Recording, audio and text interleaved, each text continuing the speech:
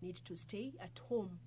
You can reach the Minister of Health through emergency toll-free line 0800-721316 or through 0729471414 and 0732353535 for more information. You can get more information on COVID-19 by calling 719 or dialing star 719 hash on your phone.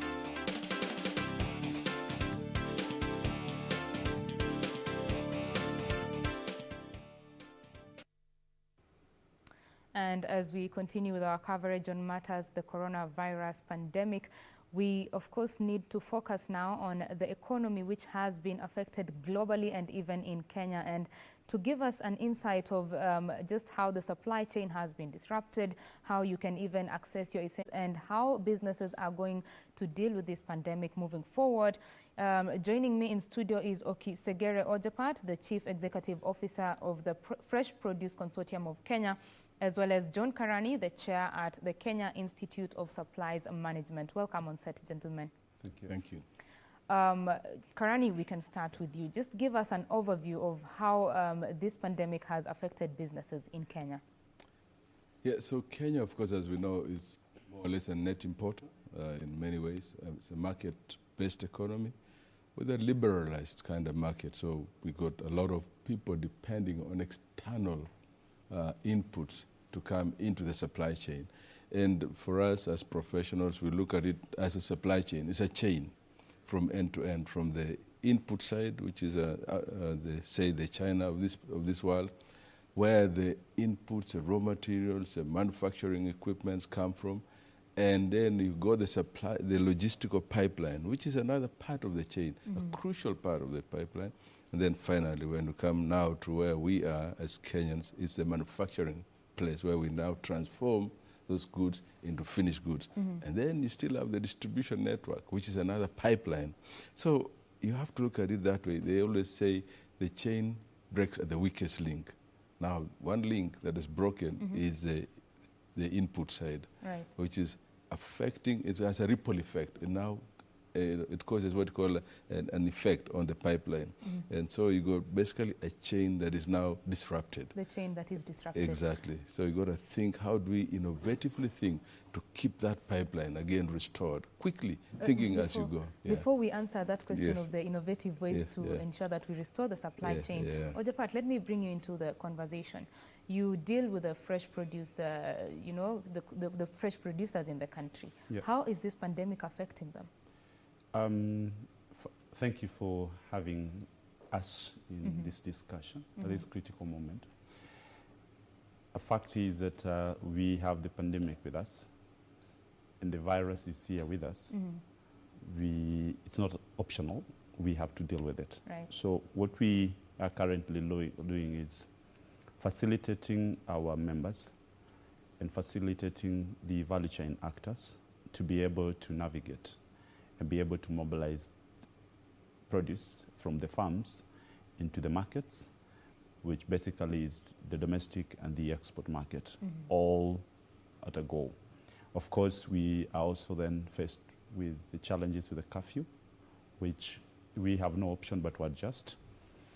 Gladly, we appreciate the efforts that the government has put in place and the consultation that we've had.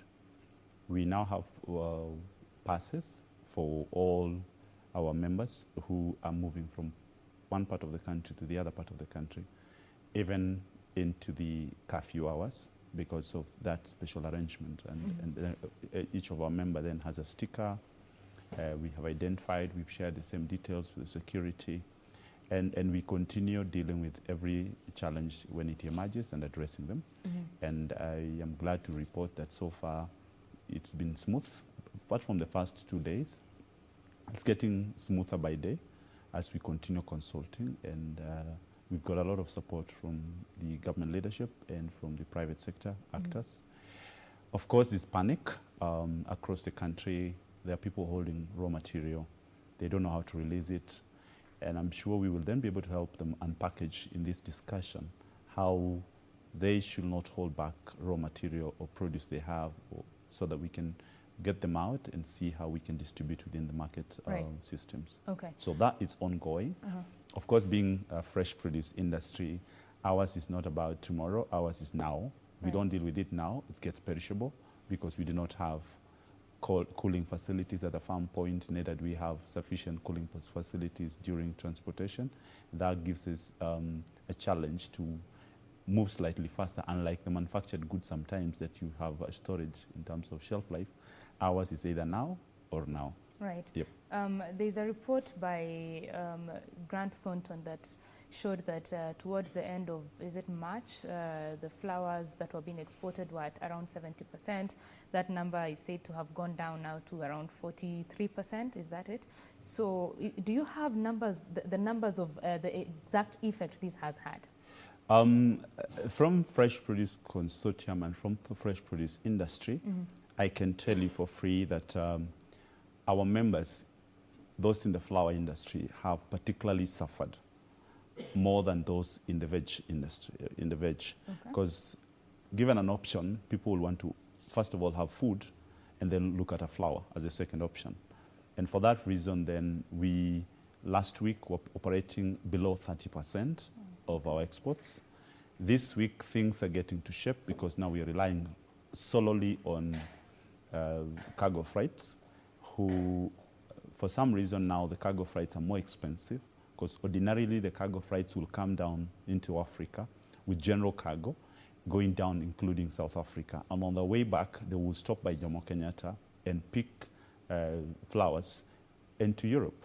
Unfortunately, with the lockdown in South Africa now, if any flights get into South Africa, they will be quarantined for 21 days. And nobody wants to risk that kind of a venture. And that means then we have less flights coming in, the cargo flights, and there's less cargo being airlifted. And it's also the cost implication is higher because we have less space, we all scramble with it. But in terms of the veg side, we were operating at 43 to 45%. We expect that this week things may come up to about 50% because there's more orders. What we are now facing is not about the orders. What we're facing is how do we get the cargo into the marketplace? Right. Because our biggest destination of export for fruits and vegetables is Europe. Okay. And Europe is running short of fruits and vegetables as we talk. The stores and the shelves are getting empty by day. They are now working on how to replenish the stocks. Whatever used to come from America into them is no longer coming. And therefore, they have to rely solely on Africa, and that's an opportunity we can exploit. That is an opportunity that we can exploit. Karani, you've heard the numbers that Ojapat has talked about. What do those numbers say about the economy currently? So it is a very direct impact for our economy, which and horticulture, where he comes from, it's a big export earner, it's a forex income earner. And so, again, as I said, that ripple effect, when you don't have the inflows, it's like a basic economy.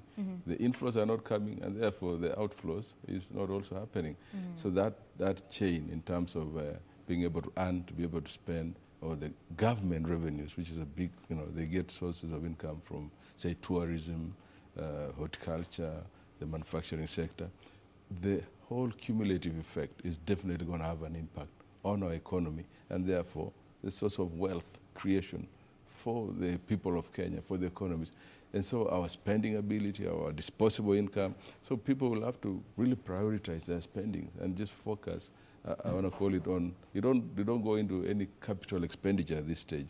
You go for survival mode. How can you survive? How can you buy food, for instance?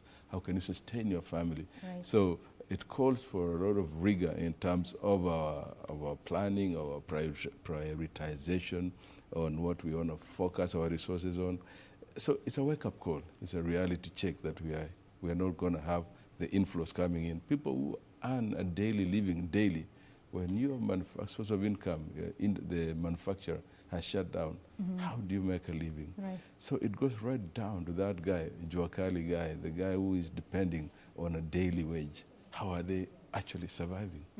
And so the economic effect, nobody is isolated in this case. We're all affected, from government right to the small man in the village. Right. Yes. And I like that you've brought out the issue of the people who earn daily wages.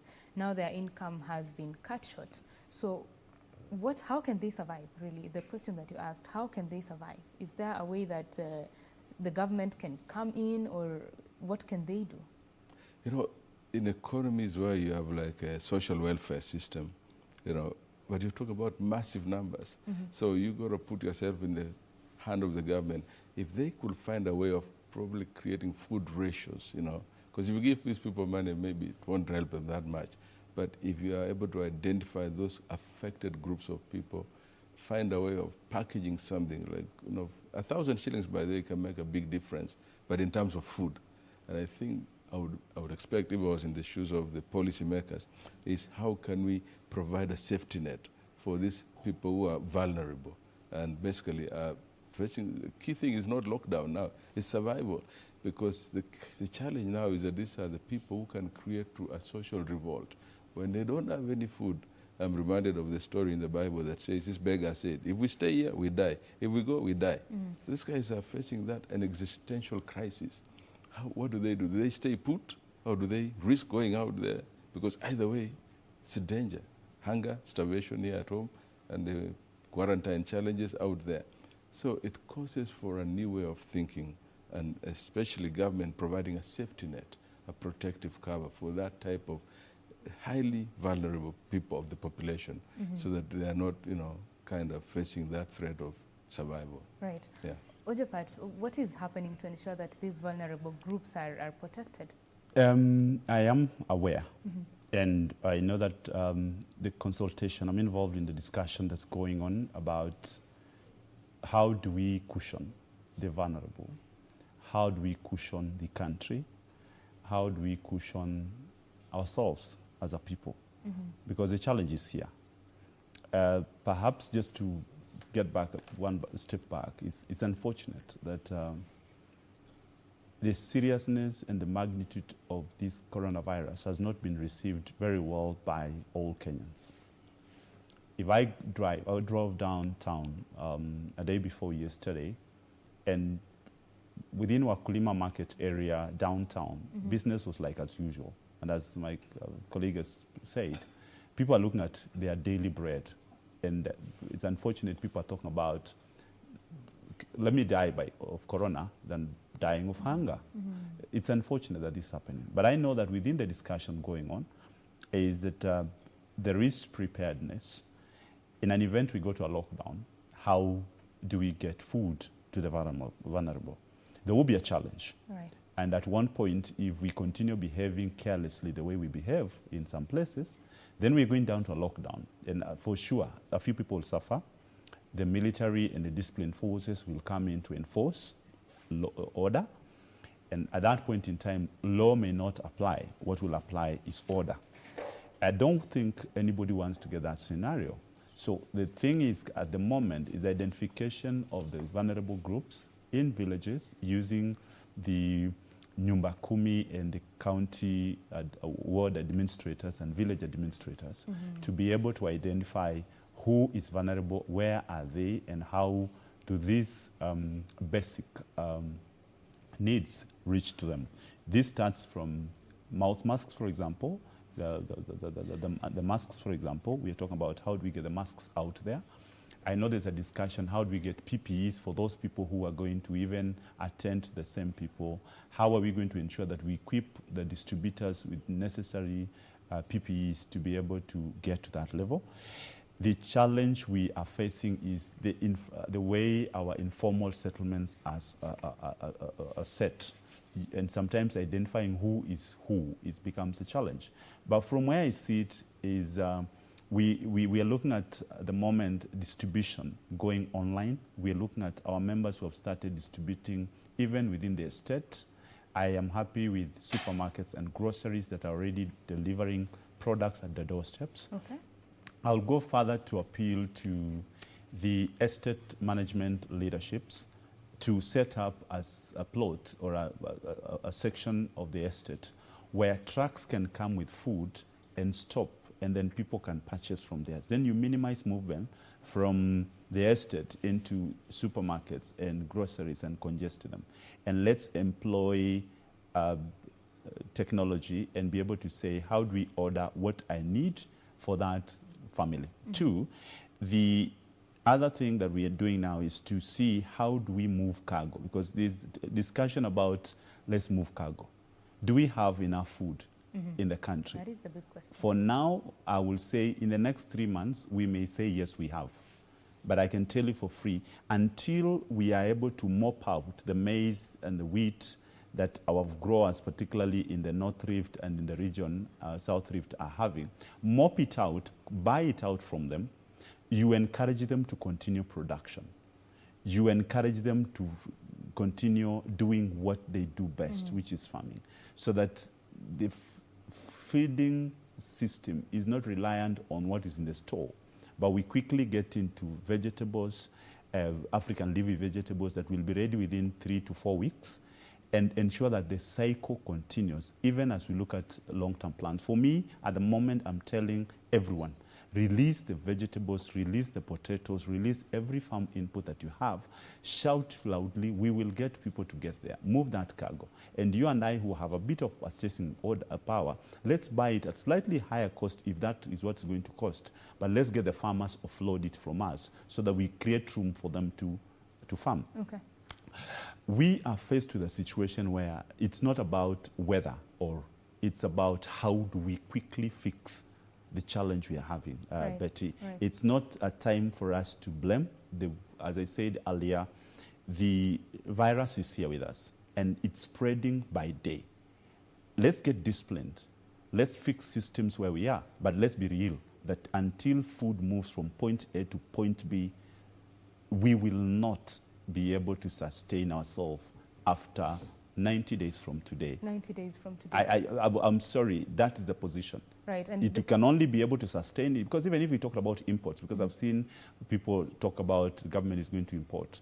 It's good to import. Which country is willing to release food stocks to you? at this moment. At this moment. Yeah. They will be looking at how do we reserve first for our people. Okay. If there's a surplus, let them release it to others, because nobody knows when this challenge is going to be fixed. Definitely. The uncertainty of when it will be fixed is what even makes things worse. Yep. We might have reserves for about 90 days or 3 months, as you said, but what happens beyond that? Karani, the health CS yesterday said that a lockdown has always been on the table, but he acknowledged the massive planning that has to go into it. Yeah. And you might not know for how long the lockdown will take place. So what are your views on if there shall be a lockdown? So again, as I had alluded to earlier on, Betty, it calls for a new way of thinking. In my thinking from where I come from the days of old, Africa was actually a self-sufficient kind of people. We were having what you call barter trade those days. So how can we, we don't know how long this will go. Right. How can we go out of the mode of depending on that import model to now thinking locally, regionally, and retooling ourselves, rejigging calibrating our capacity locally to actually create industries that are sustaining. Because across the road, I may have a cotton farm.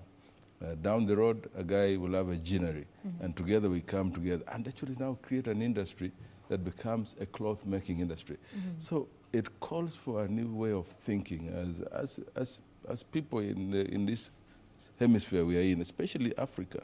We have been a net exporter of products, raw material. Raw materials. I keep saying which are normally of necessity. They are normally cheap, and we become the source of raw material for Europe and these manufacturing sectors, while we become a net importer of the very same goods that we send.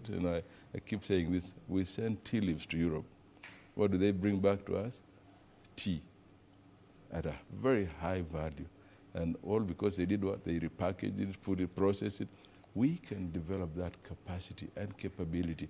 And that's what I think is a wake-up call for us in Africa specifically, but in East Africa or in Kenya.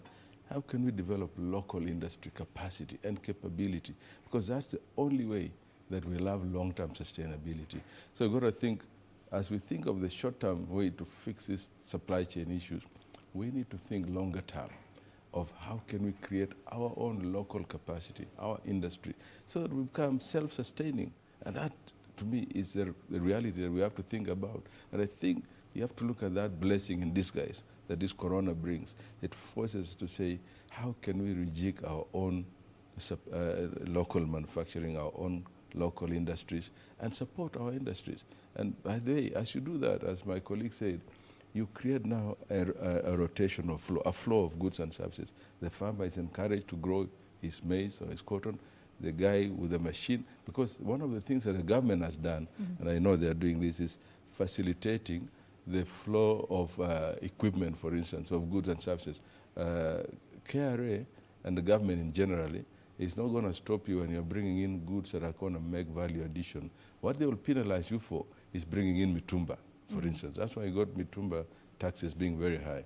But if you are bringing an equipment that's going to convert raw material into a finished product, the government is very encouraging of that.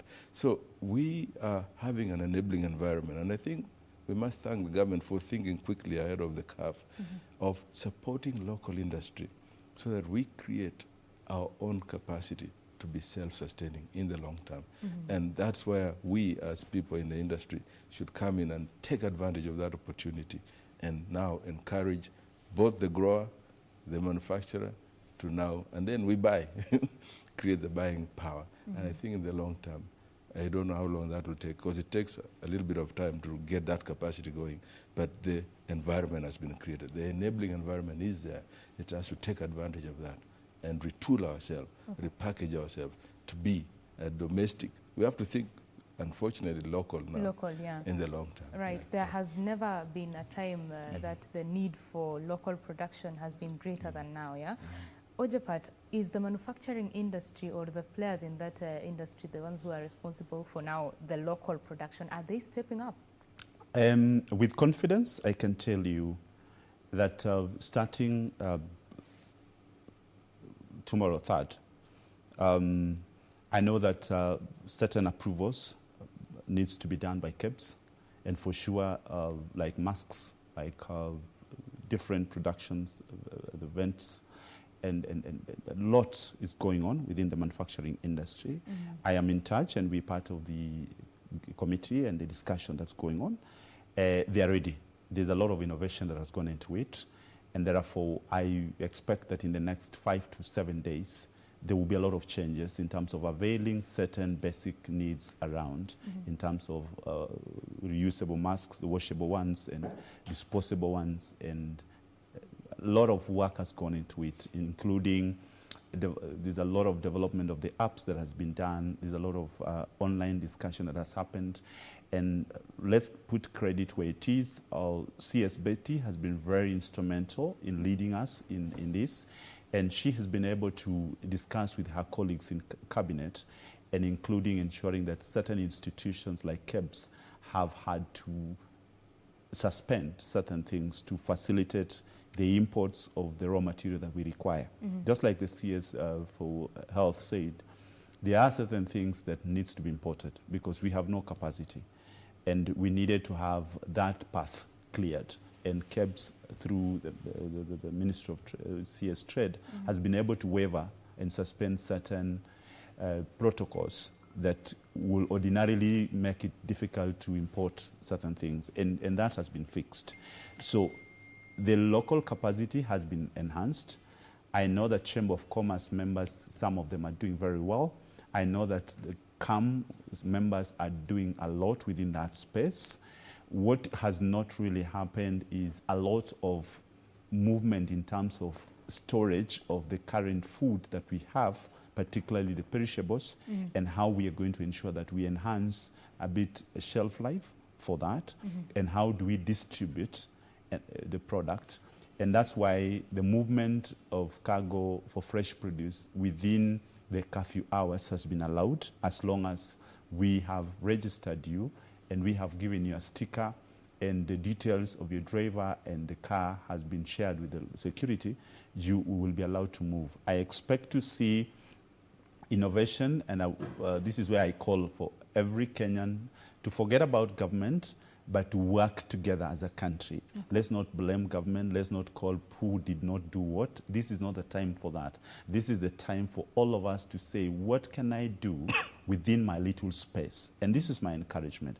Those people who are in Mount Elgon, for example, with their potatoes, can we get trucks in Mount Elgon, get in touch with us and say, how do we get that potato and cabbage and the vegetable from Mount Elgon get either to Kisumu or to Eldoret or to Nakuru? How do we get raw material from Mount Kenya moving down to the coast without having to have issues?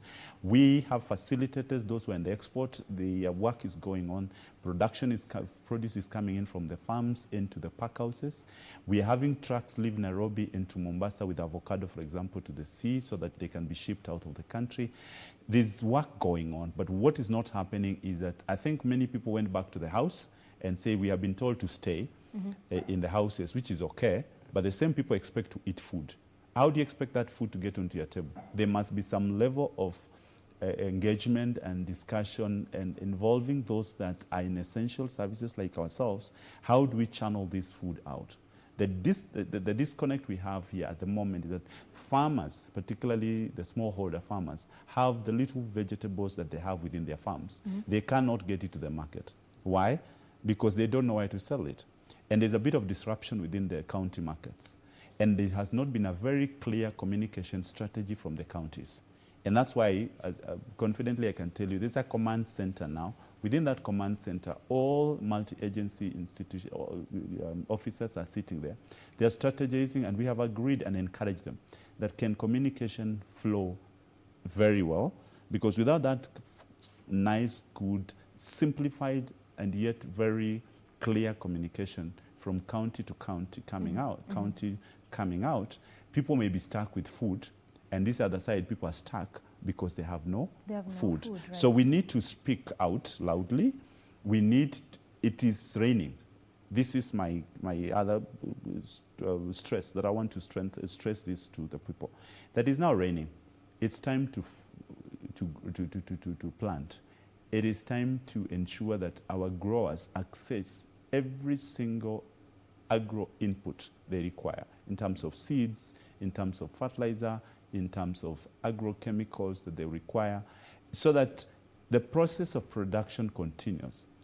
As those of us in the logistics and this other side in leadership are working to ensure the process flow continues, the production must be encouraged, and counties must come out clearly. I heard of Kwale County yesterday. The governor was saying they have 100 tons of seed. Question is, what are you doing with 100 tons of seeds in your store? The seeds are supposed to be the growers, not in the county stores.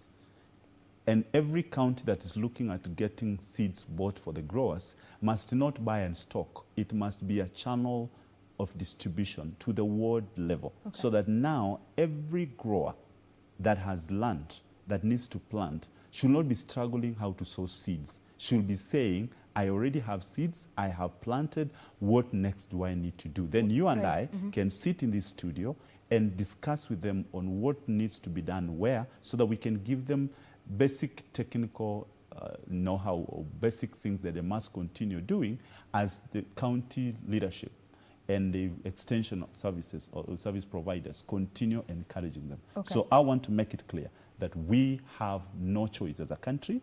As a country, it's a time to come together. It's a time to ensure that fresh produce moves from point A to point B, planting continues, and let's arise to the occasion and be counted to be among the men and women that are looking at fixing the current situation, even as we look at futuristic. Right. Ojapat, you said that some of the perishables are not moving. There is also the issue of you're encouraging farmers to continue producing. They are not getting to the market where they're supposed to get to. There is this person who has the purchasing power. When this comes now to them, they will purchase. The vulnerable, probably they won't even have the money to purchase that.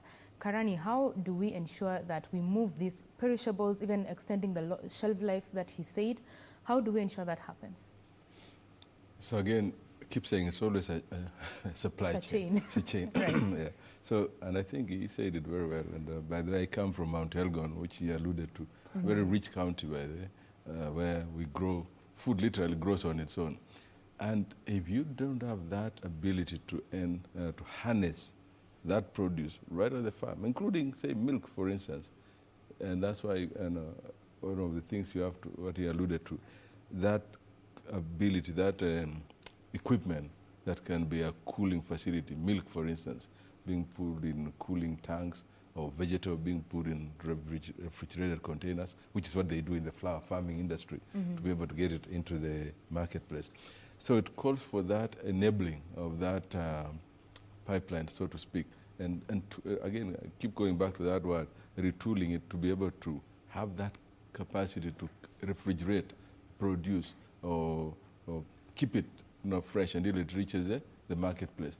But it calls for an agile and responsive supply chain so that you can get the produce quickly from the producer into the marketplace. And as he says, it's time to wake up from that. At first we got this shock and we all went into this cocoon of ours of hiding in the house. But we now need to come out and say, how can we now? The reality has sunk. COVID is here. The impact is going to be much longer than we think, by the way. Even if, for instance, they call off the lockdown in the next month or so, the ripple effect, because again, we're talking about an ongoing economy that's keeping moving. Right. The ripple effect for us to finally bounce back is going to take long. But I'm saying that now what we need to think about is how can we quickly get out of our cocoons, come out, be responsive, be able to purchase or be able to process, because sometimes when you are able to process some products, you can add a little bit more shelf life and put it in a way that but you cannot store it forever. So this thing it's a cycle. It has to keep moving. It's a chain again. It has to keep moving so that the producer has access to the marketplace, the buyer is able to buy. But you correctly said there will still be another group of people who are not earning any income. How do we as people in public sector and government sector help them now to find a way? Because I can tell you that now that we'll produce locally, it'll be more cheaper eventually. So hopefully we can find a way of people, that's those same people going back out to work a bit, to earn a little source of income, to be able to buy. Because at the end of the day, Kenya is still almost largely the people below wage level is still very high. Those low-income people are still very many. How do you help them, enable them, find a way of being able to purchase those foods, or create a safety net, as I said earlier on, to enable them have a way to participate in the economic discourse and the chain in the long term. Right. My concern is, as we tell people that they need to now come out and purchase, why can't the government and in conjunction with the private sector ensure that these products or these commodities can get to the people? There are online services that are being used very well right now. Why can't the government take that direction? Because again, you wouldn't want to encourage people to go to the retail centers and get there and risk the spread of the disease again. Ojapat. For me, it's not about government. I think we have really, for too long, been babysat by the government. And we've forgotten that the government's business in the world is to create an enabling environment for businesses and anybody to be able to navigate. This is a business opportunity for those who are in the logistics. This is an opportunity for the existing retail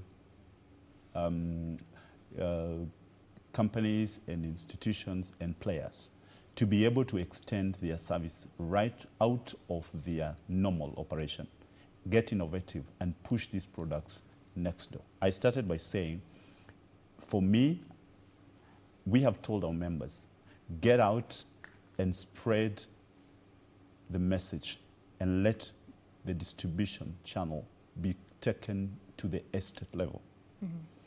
So that at a click of a button or a pick of a call, the next supplier should be at the gate of your estate. That will not be done by government. Government will come in to support the vulnerable. But you and I who have some buying power, why will you want the government to bring produce to you? We need to work out with the estate leadership. But the majority are those who don't have the vulnerable. Let me help you. If we are able to take care of the estate that are established, let me use an example of Nyayo Estate in Embakasi. There are thousands of households.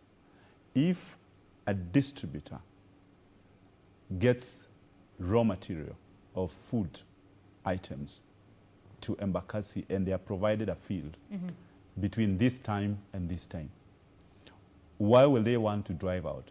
to go and look for something out if the supermarkets move to them. So that now government and other logistics companies can now remain with an assignment of dealing with an informal settlement. That way you are segregating people and you're able to position them and support them at the point of need and where they are. As we talk about social distancing, those within those estates, some of them have capacity to store, and they could be having a fridge or something they can store for 2-3 days. Right. The people in an informal settlement may not be able to do that. That's where now some of our members, we've told them, take that truck down there. We will talk to government if they are stuck to help us enhance security if they need an reinforced security. But this is not the time, in my opinion, of sitting together and calling government names. It is time to say, what can we do to complement what the government has done? And if the government failed in one way or another, we have a challenge here. Let's fix this challenge. As we talk to government to fix it, we are taking care of the people. 2, if there's a farmer, and which I know, like he has said, he comes from Mount Elgon. There are farmers in Mount Elgon, there are farmers in Mount Kenya, there are farmers in Aberdare, there are farmers in Narok, right on top of the mountain, that they may not know what to do with their food. We have encouraged our members, and I can say it boldly here before the national TV, that if that leadership within that county gets in touch with us, we will link them to a distributor or a buyer, one of our members that will go there and pick that produce. It may be a bit expensive, but which one are you better? Are you better off with an expensive product that's available, or are you better off with a none, with zero? So I will encourage the entrepreneurs who are within the agri-industry and who are already in this business. Those who are doing export and the export business is not doing very well, rechannel your energies into the distribution in the domestic market space. I have even told Kenyans, and I want to appeal here, that can you eat French beans, ordinarily that we export? Eat snow peas. Eat everything that we export. It is safe. We may not charge you as high as we are charging the ones that are importing from us, but you will be helping the Kenyan grower to continue farming, and you'll also be having food security being addressed in the country. And for those who have a little bit of purchasing power, take care of your household and your house managers and their families. Extend that helping hand by buying food and allowing them to have a share of the same food. Because the danger we are going to face, let me use Karen, for example. The people who live within Kibera, most of them work within Karen in those families, and they come back in the evening. Are we together? Do you want to tell me the person who lives Kibera goes into Karen, works in that house, finds there's food in that house, and they walk back to an empty house? Will they allow it? There's a possibility they walk tomorrow and say, come, where I go, there's food. Let's go and raid. Because there is no way you're going to deal with a hungry person by putting security. The best way is, this is the time, the philanthropy, this is the time we need to say, how many more people can I support as a man or as a household to ensure that we ensure everybody has at least a basic. Lastly, on this one, before I give it to my brother, is when you talk about the informal settlement, as he said, if government can then package a toolkit of unga, because that's what, for some reason, I don't know why Kenyans love eating ugali, but it's okay, It's of staple. unga. But it's also an opportunity for us to ensure that sweet potato and Irish potato is food. To diversify. How the do we diet, diversify our eating habits so that we don't say unga? It's not about ugali.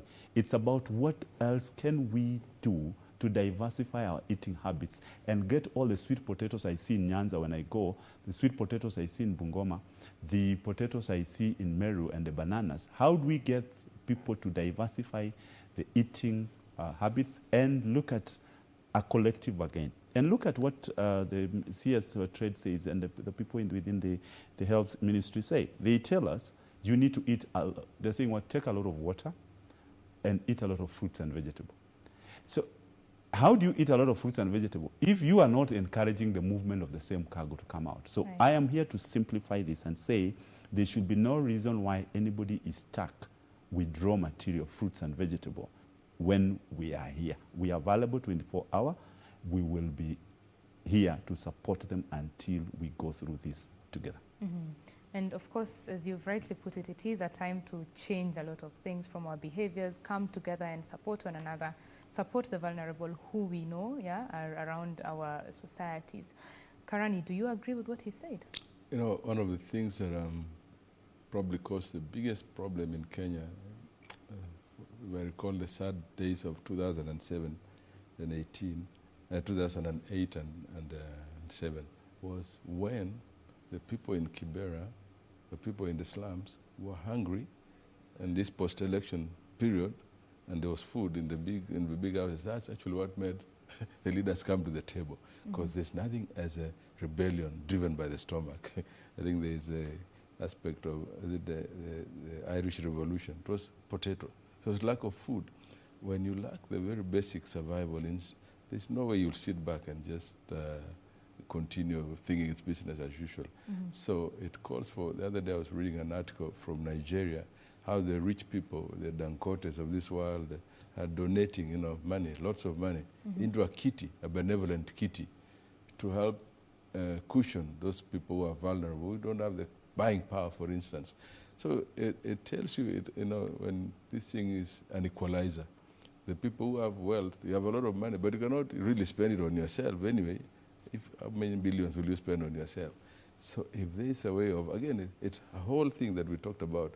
It's basically shifting the resources we have. Right. If those few, whatever, 10% who are so rich can say, we create a kitty. Again, we keep saying this. It's important that we do not keep saying Serikali's idea. It's actually the time for people to wake up and help ourselves. The rich, how can you put your resources into this kitty to enable that supply chain continue to buy food? Because when you think about online trading, much as people are adapting to that, that's a very small part of the population who can buy online. So that also that will have to happen, by the way, that you rethink how we can now go online, do trading online, contactless trading, so to speak. And that is a place for that. But that's probably a very small part of the population. The key thing is that how can we come together, those who have, those who don't have, those who have the growing power, the planting power, and those who don't have. Bring all this together. I'm telling you, when we remove this selfishness that has been, unfortunately, the curse of so many, I don't know whether it's Africa or much nature. Humans. Remove that selfish tendencies and say, how much can one man eat anyway? How much money can you store? How much can you hoard? For how long without it going spoiled? So remove that selfishness and now come together and say, we have these resources, we have the money, maybe the money in the farm. It goes back to that issue that I referred to earlier, barter trade, for instance. My neighbor grows this, I don't grow that, can we share? And it's at that communal level, that same cycle has to go nationwide, because it is basically each of us coming out of a cocoon and saying, I cannot sit here, my neighbor is dying. Because if you don't share, you'll be forced to share, as he referred to the people of Kibera coming, to share by force. Yet you can share willingly, by empowering. If I can tell you, if you support your house managers, make sure they have food to go in the evening, that he will not bring a gang to rock your house, but he's got food to go feed his family. So he knows this is source of survival also. So it calls for a new way of thinking, a new way of really completely, in a sense, I keep saying, it's a blessing in disguise. How can we remove that enclosure that has closed us for too long and have a sharing culture, have a culture of innovativeness, have a culture of thinking out of the box, actually throw away the box, think differently now, and say we have to create a sustainable economy in the long term. Help is not going to come from out there. Help is within us. God has given us both the capacity and the same ability has given the Chinese or the Britons or whoever. We have it resident in us. And this is a time to bring it, to awaken it. Keep saying, awaken the giant that is Africa. It's our time. It's our time. Yes. The government gave a number of measures to ensure that the economy is cushioned, given the impact of this COVID-19. Remember the 14% tax VAT that was effective starting yesterday. There is, of course, the 24,000 people who earn 24,000 and below do not pay the payee. and the reduction of payee and corporation tax from 30% to 25% and much, much more, including the reduction of the turnover tax, all those measures.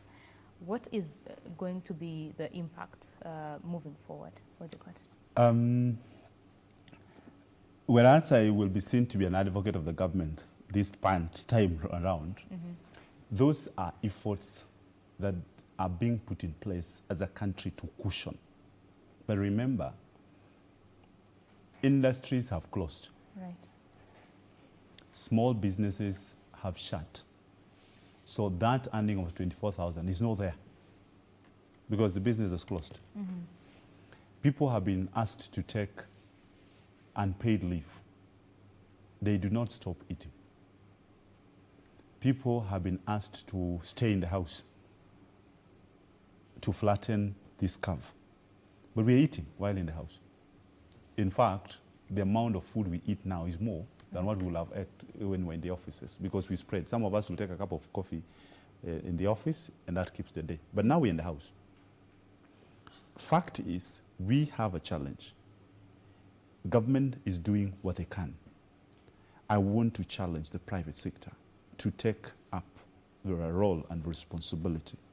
As we ask government to support us in the tax reliefs, as I mentioned earlier, KEBS has waived PVOC, access to agro inputs must come. Production is the driver for the future. I insist, as long as production continues, we will have an assured tomorrow. If the production ceases, we have a challenge.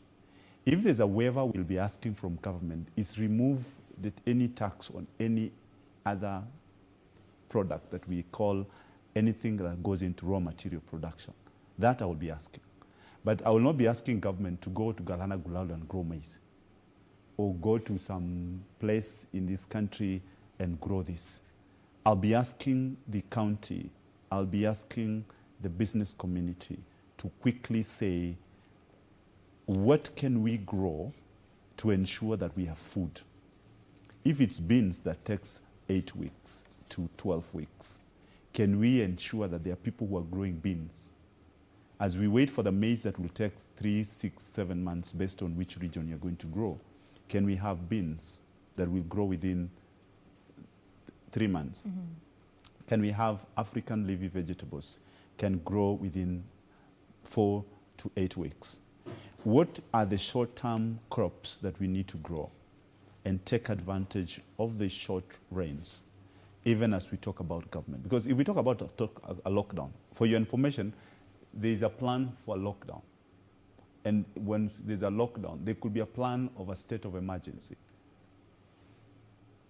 The population that is available to be fed is far much bigger than the population we could be imagining here. People have now been told, do not move from where you are. Stick to your town. That means you are basically being zero-graced. And there are certain things that you cannot postpone. One of them I tell people is food. You can fast today, but as you open your fast, you open it with food. With food, right. Are we together? So do we have it, even if it's, because it's going to be priced, it's going to be higher, because accessibility will be a challenge. Transportation, logistics, movement is going to be a challenge. That automatically will push the prices higher. The market systems have been disrupted. This calls for a quick, innovative thinking and a mode of action from our side as a people, and stop talking about Serikali's idea, but moving to say, what can we do? I have asked our members to, first of all, comply. It's cheaper to comply than to deal with consequences of non-compliances. In this case, if Kenyans can abide and follow the rules, which unfortunately we are not following, I'm so saddened that I feel like people should have been whipped from some places in the market in the morning, because the culture we have is a don't care attitude, even when we know that these things are serious. The risk that exists. So I'm looking at, let me make a reference to what's happening in Europe. The shelves are dry. We're in touch with our colleagues in Europe. There is rationing of food now. You can only pick this number of pieces from the store. There's a panic rush to buy. but there's less movement from the farms to the same stores. So even if you are rationing, whatever you are rationing will get finished. Africa, we have an opportunity. Kenya, we have an opportunity to feed ourselves and to export, because those guys will run out of food, and their weather patterns do not allow them to be able to produce as we do produce for 12 months of the year. And we have so much water that we have been wasting. This is a time for us to say, what can I do behind my backyard in the house? Grow my kunde, grow my whatever little I can grow to ensure that I'm sustaining that little, even as I go forward to a midterm and a long-term plan, so that even if we went to the grain reserve, it's called a grain reserve, and in most cases when you talk about a grain reserve in this country, you're talking about maize. How are you going to eat that ugali? You need veg. Right. You need fruits. We have avocado. That part of it is going to the export. Can we have that avocado available in the marketplace? Yes.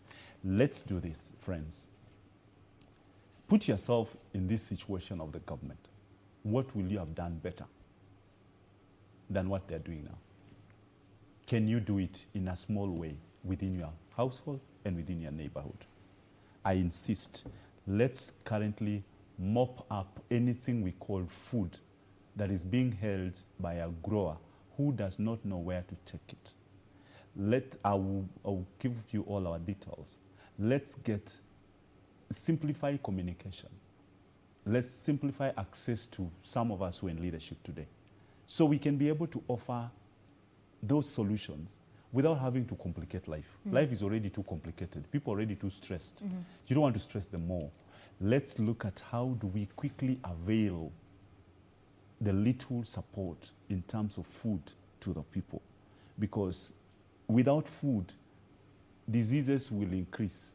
Without food, we are headed to a totally different thing. Okay. But it's easy to deal with a man who has a full stomach than a hungry man, because you can't even reason at this point in time. Right. I want to insist that Kenyans must comply with the basic directives that we've been given. If we do not comply, my sister, I will tell you for free, when a lockdown is announced, we will regret why we did not comply.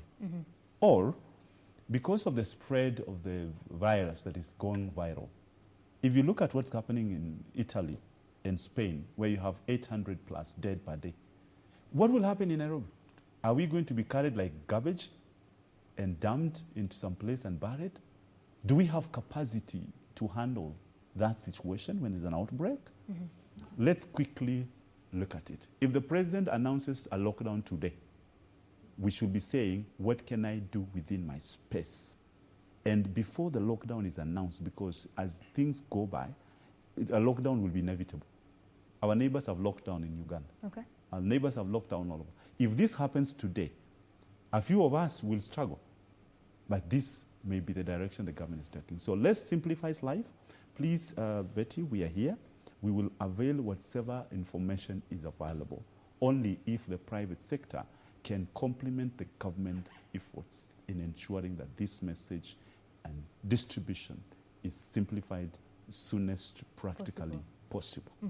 Of course, we hope that we don't get to that point of where Italy is, and following those precautions that the government has given is very important. Karani, that question about the measures that were given, do you agree with his views? By the government? Yes, so one of the things that government did very early that's very commendable was to actually start locking down the quarantining the people coming in and stopping that.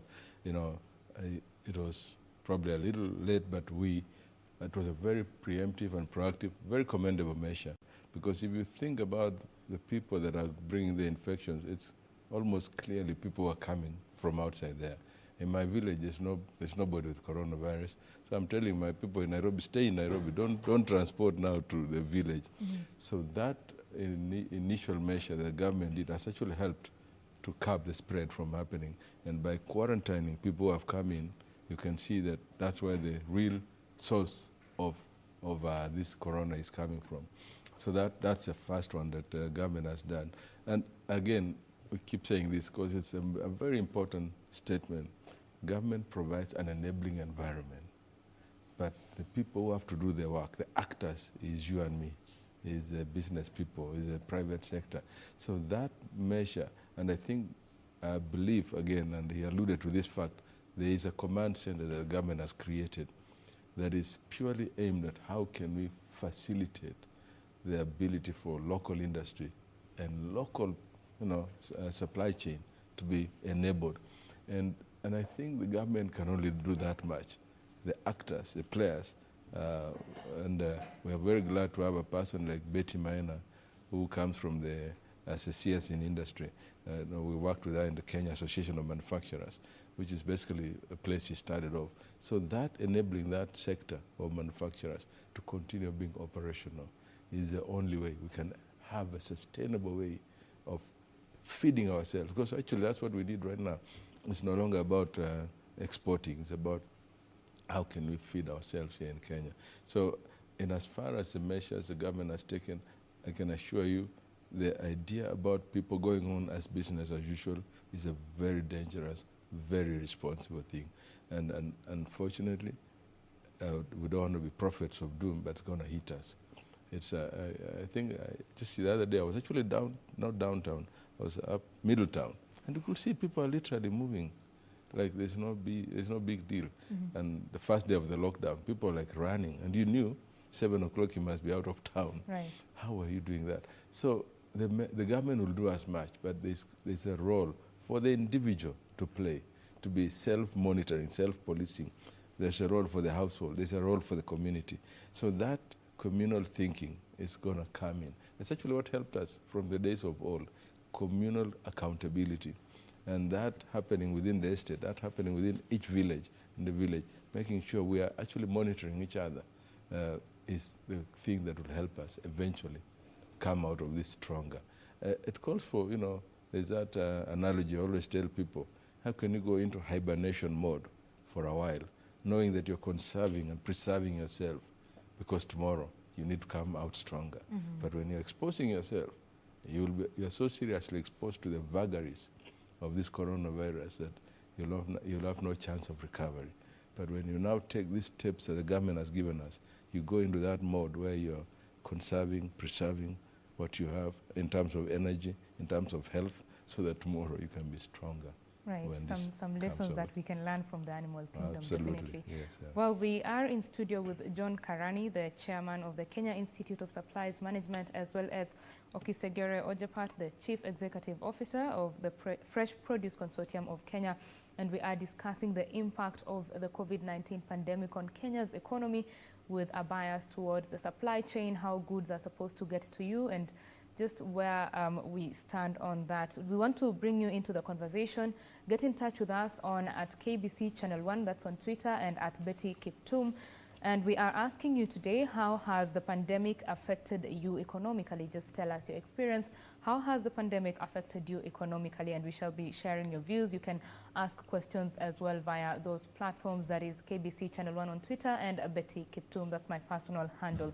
We want to take a quick short break. When we come back, the conversation continues.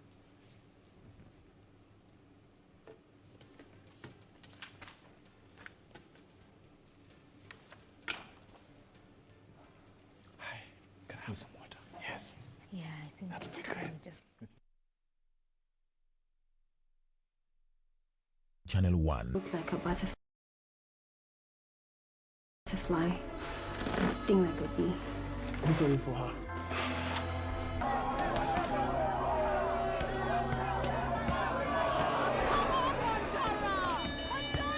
By the way, this is a cool party in Westlands. Would you like to be our date? Please. Please. Please. I'm sorry, but I have to be with my family.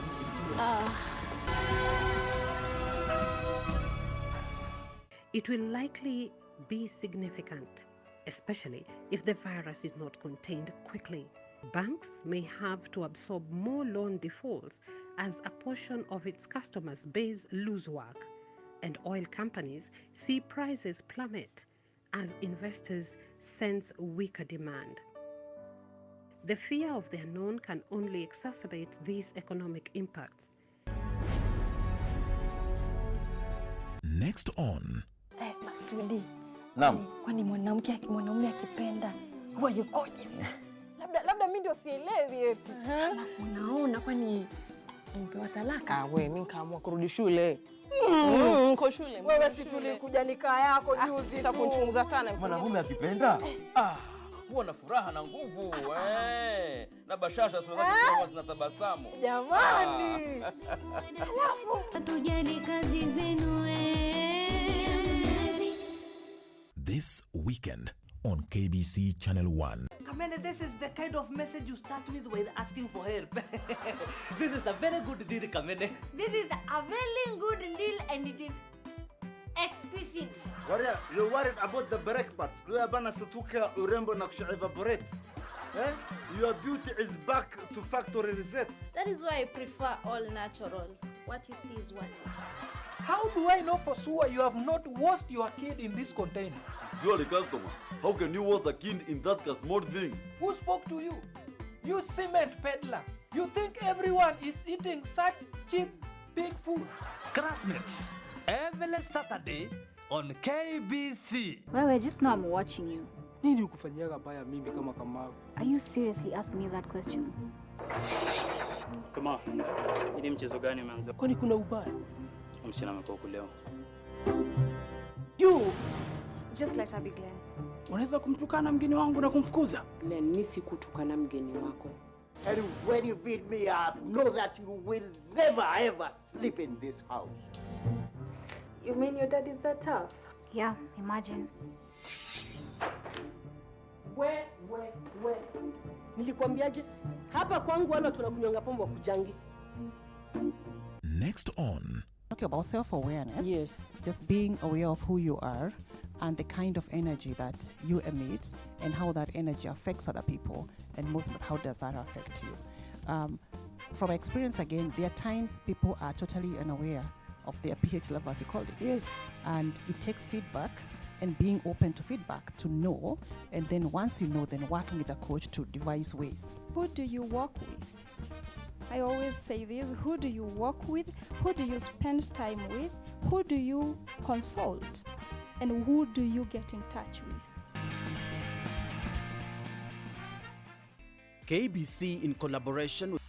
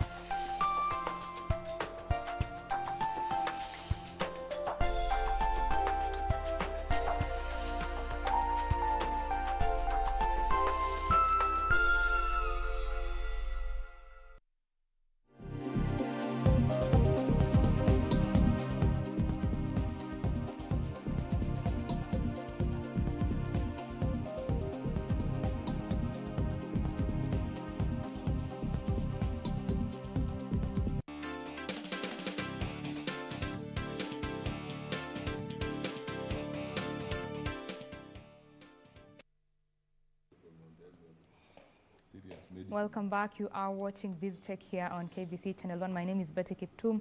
My colleague on the sign language interpretation is Lucy Mwaura. Now, we have been discussing matters COVID-19 and the effect it has had on the economy. Yesterday, the CS in charge of trade, Betty Minor, spoke about some measures that have been put in place to ensure even the production of masks locally is ongoing. Let's listen into that.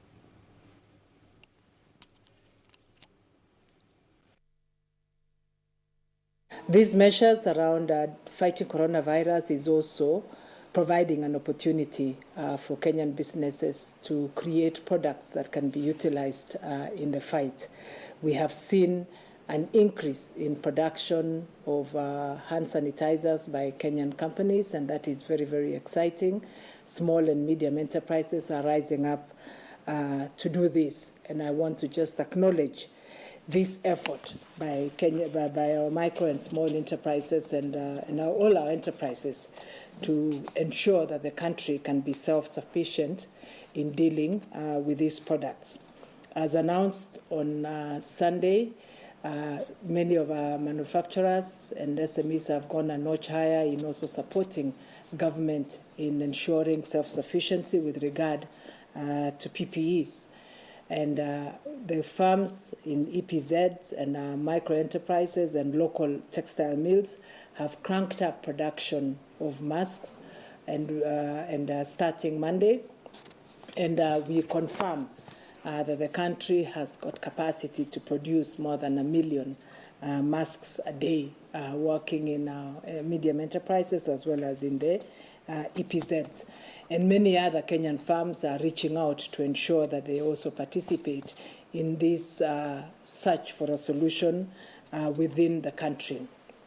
We have had meetings with the Ministry of Health, who have given us their specifications for these PPEs, and our manufacturers are now all consulting with the relevant regulatory bodies, especially the Bureau of Standards, to ensure that we can manufacture these goods. So as we start our production process, we really want to encourage all manufacturers, all SMEs to get guidance for the requirements from the Kenya Bureau of Standards.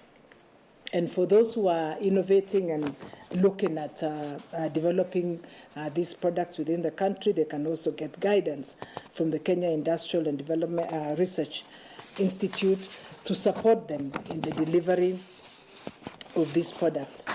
It is important to stress that we must produce quality products. It is really important that as we crank up this production, we must ensure that all our enterprises are meeting the prescribed standards. And to this end, we have directed the Bureau of Standards and the Bureau of Standards and the Anti-Counterfeit Authority, the Department of Weights and Measures, the Kenya Consumer Protection Committee, and also the Kenya Industrial Research and Development Institute to support all our enterprises in ensuring that they are compliant as they manufacture these goods.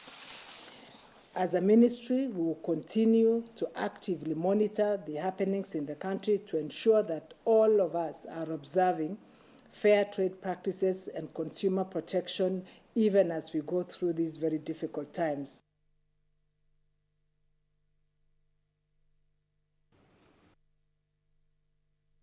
That is the Cabinet Secretary in charge of Trade, Betty Maina, there yesterday speaking about the measures that have been put in place to ensure that quality products get to Kenyans, as much as there is an urgency for increased production of some of these commodities. And a tweet by her ministry, trade_Kenya, said that, are you a manufacturer of personal protective equipment? You need to present your samples before the KEBS by Friday 3rd, that is tomorrow, for clearance. Of course, the Kenya Bureau of Standards has fast-tracked quite a number of procedures to ensure that manufacturers get the clearance they need to produce these commodities. Remember that at the beginning of when Kenyans were told to sanitize, ensure they use alcohol-based sanitizer, the Kenya Bureau of Standards flagged some products that were not up to standard, either uncertified or they had not been cleared by KEBS, including sanitizers, about 12 brands. And just to continue our conversation here in studio with Segero Ojapat, the CEO of the Fresh Produce Consortium of Kenya, as well as John Karani, the chair at Kenya Institute of Supplies Management. Gentlemen, thank you for staying with us. Thank you. Karani, when these products were flagged, the uncertified products, so to say, what was your feeling? Because at the time, Kenyans needed sanitizers and they were jumping on any sanitizer they can get based on the fact that the demand has shot up the roof. Yeah, unfortunately, of course, it always happens that in a situation of panic buying, both the producers take advantage and the people who are buying also, in a rush, they buy something.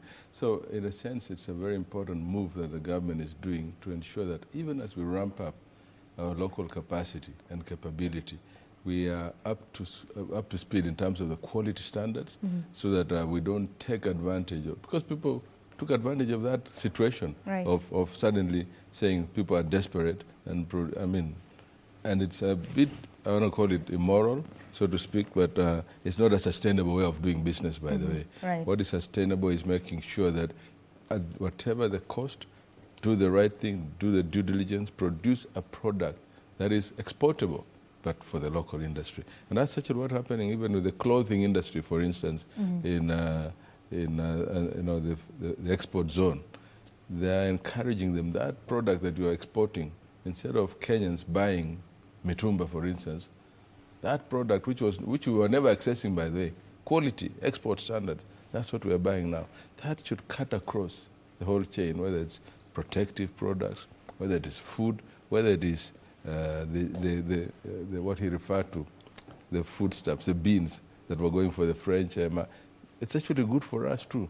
It's absolutely important that the quality that we maintain for Europe is the same quality that we maintain for our local people. Most important, because we are the people who we are living together with. In the long term, we are the sustainable market that you need. If you poison us and give us bad products, you're actually doing more damage than good in your ecosystem. Right. Yeah. Ojapat, this fast tracking of the clearance process, it's to ensure that Kenyans receive quality products at the same time, as much as we want them very fast, but they must be of good quality. What impact will it have? The first thing that has happened is that we will be able to access the said products on time. And that's the reason why, as rightly as the CS put it, is they have fast-tracked and waived quite a lot of procedure, the lengthy process of clearing certain things by literally ensuring that these products that we need now are given priority. So in terms of a priority list, this has been given priority. And I am in the team that she is leading in terms of discussion between the private sector and the government. And she's been very supportive and gave a lot of direction. And we are happy that that has happened. So as I had said earlier, everybody has up to tomorrow, those who want to produce masks, those who think they already have this, to have submitted them to KEBS for clearance so that they can get into a mass production. That will be able to help us to ensure that we have enough masks and everything supportive that is required, locally manufactured by the manufacturers around. And this will go a long way in helping us to flatten this curve. But nevertheless, just like I said earlier, the most critical thing is that as much as this is going forward, the attitude that Kenyans have need to change. This is not a usual cough. That message, I think, has not sunk into many Kenyans. Many Kenyans think this is something that will come and go. We don't want a scenario that's happening in Spain and Italy in Kenya. We can't afford it. But if our behavior continues the way it is, for sure we will get to that direction. And I don't think anybody wants to even that that's the direction our brothers and sisters will get there, because it will affect us and we have no capacity. So it's cheaper to comply. It's cheaper to follow things. And therefore what has happened from the government side is they have given us what I'll call an open check. You can do business, you have capacity, demonstrate to us that you can produce this, you can do this, you can do this. What else do we expect government to do? We have now a role as a private sector to quickly mobilize ourselves and our membership to quickly fit into it. And what government has done also, through the Ministry of Agriculture, for example, those of us who are in export, our members who are in export, there is a vetting process normally that AFA, Food and Agriculture Authority, does prior to renewal of the licenses. We have had a discussion with them. That has been suspended. Okay? So the vetting process has been suspended because we are minimizing anything possible in terms of reducing the interaction and ensuring that people are not bogged down by processes that will stress them other than focusing on opening the little market that we have. So that has been suspended. Not that it will not be done, but that will happen once the situation normalizes. We have gone to KEFIS. KEFIS is one of the institutions that for too long has been a challenge to us in terms of sorting. But we have a new leadership at KEFIS, and they're very reasonable. They are listening to us. And we have said, listen here, facilitate anybody who has to do business as long as they play by the rules. Are we together? If you play by the rules, you will be facilitated. And as he rightly said, if somebody wants to take advantage of this to now do their monkey business, for lack of a better term, really, it becomes unethical, not at this point in time. Let's do what we can rightly. But I don't know whether you will allow me at this point to say what the government has done to support us to navigate and to give assurance to anybody out there who is stuck and cannot move essential goods. If you are a transporter of food products, anywhere, borrowing the words of the president, anywhere within the territory of the Republic of Kenya, there should be no reason why you are stuck if you can get in touch with us. And by the end of this, we will give you our contacts. You can flash it out. They get in touch with us. We should be able to do. The government has allowed us to register and share with them the contacts of the drivers and the truck numbers and the routes they are operating from in any part of this country. And we have been able to move our cargo from Mount Elgon in Kitale. We have gotten product from Mount Kenya coming into Nairobi, those that are destined into the export and those that are destined to the fresh market, because most of them must come in the middle, in the night for them to be in the shelves or to be in the market in the morning. And for those who are doing export, the government has allowed us to ensure that our staff can work in night shifts as long as they are within the facility before 7. And they cannot leave the facility until after 5, as prescribed when the curfew hours were spelled out to us. So if we can respect that opportunity, if we can take advantage of that, whether you are a supplier, whether you are a marketing agent, whether you are from Wakulima Market, or you are in Kongowea, or you are in Kisumu, there should be no reason why you cannot move fresh produce from one part of the country to the next part of the country in the name of panic or in the name of a curfew. As long as you're doing legit business and the county knows you and we know you, we will support you. But if you also want to start carrying things in the name of fresh produce and doing your other businesses, the law will catch up with you. And, and I'm sure consequences will not be something you want to deal with. So let's work together as a team. Let's encourage each other. Talking about agro inputs and back to what we discussed about the accessibility. The government, again, having suspended what we call a PVOC through KEBS, has been able to catalyze that process. So instead of waiting for your products to be tested in Nairobi, and yet they were tested at our country of origin, that process has been waived. So a certificate of compliance from the country that released products is accepted. And therefore, once your product lands in Kenya, the clearing process at the port and the clearing process by the government agencies has been shortened to as short as a day. So there should be no reason why you cannot access your seeds. There should be no reason why you cannot access your fertilizer. There should be no reason why you cannot access your raw material in terms of agrochemicals or agro inputs.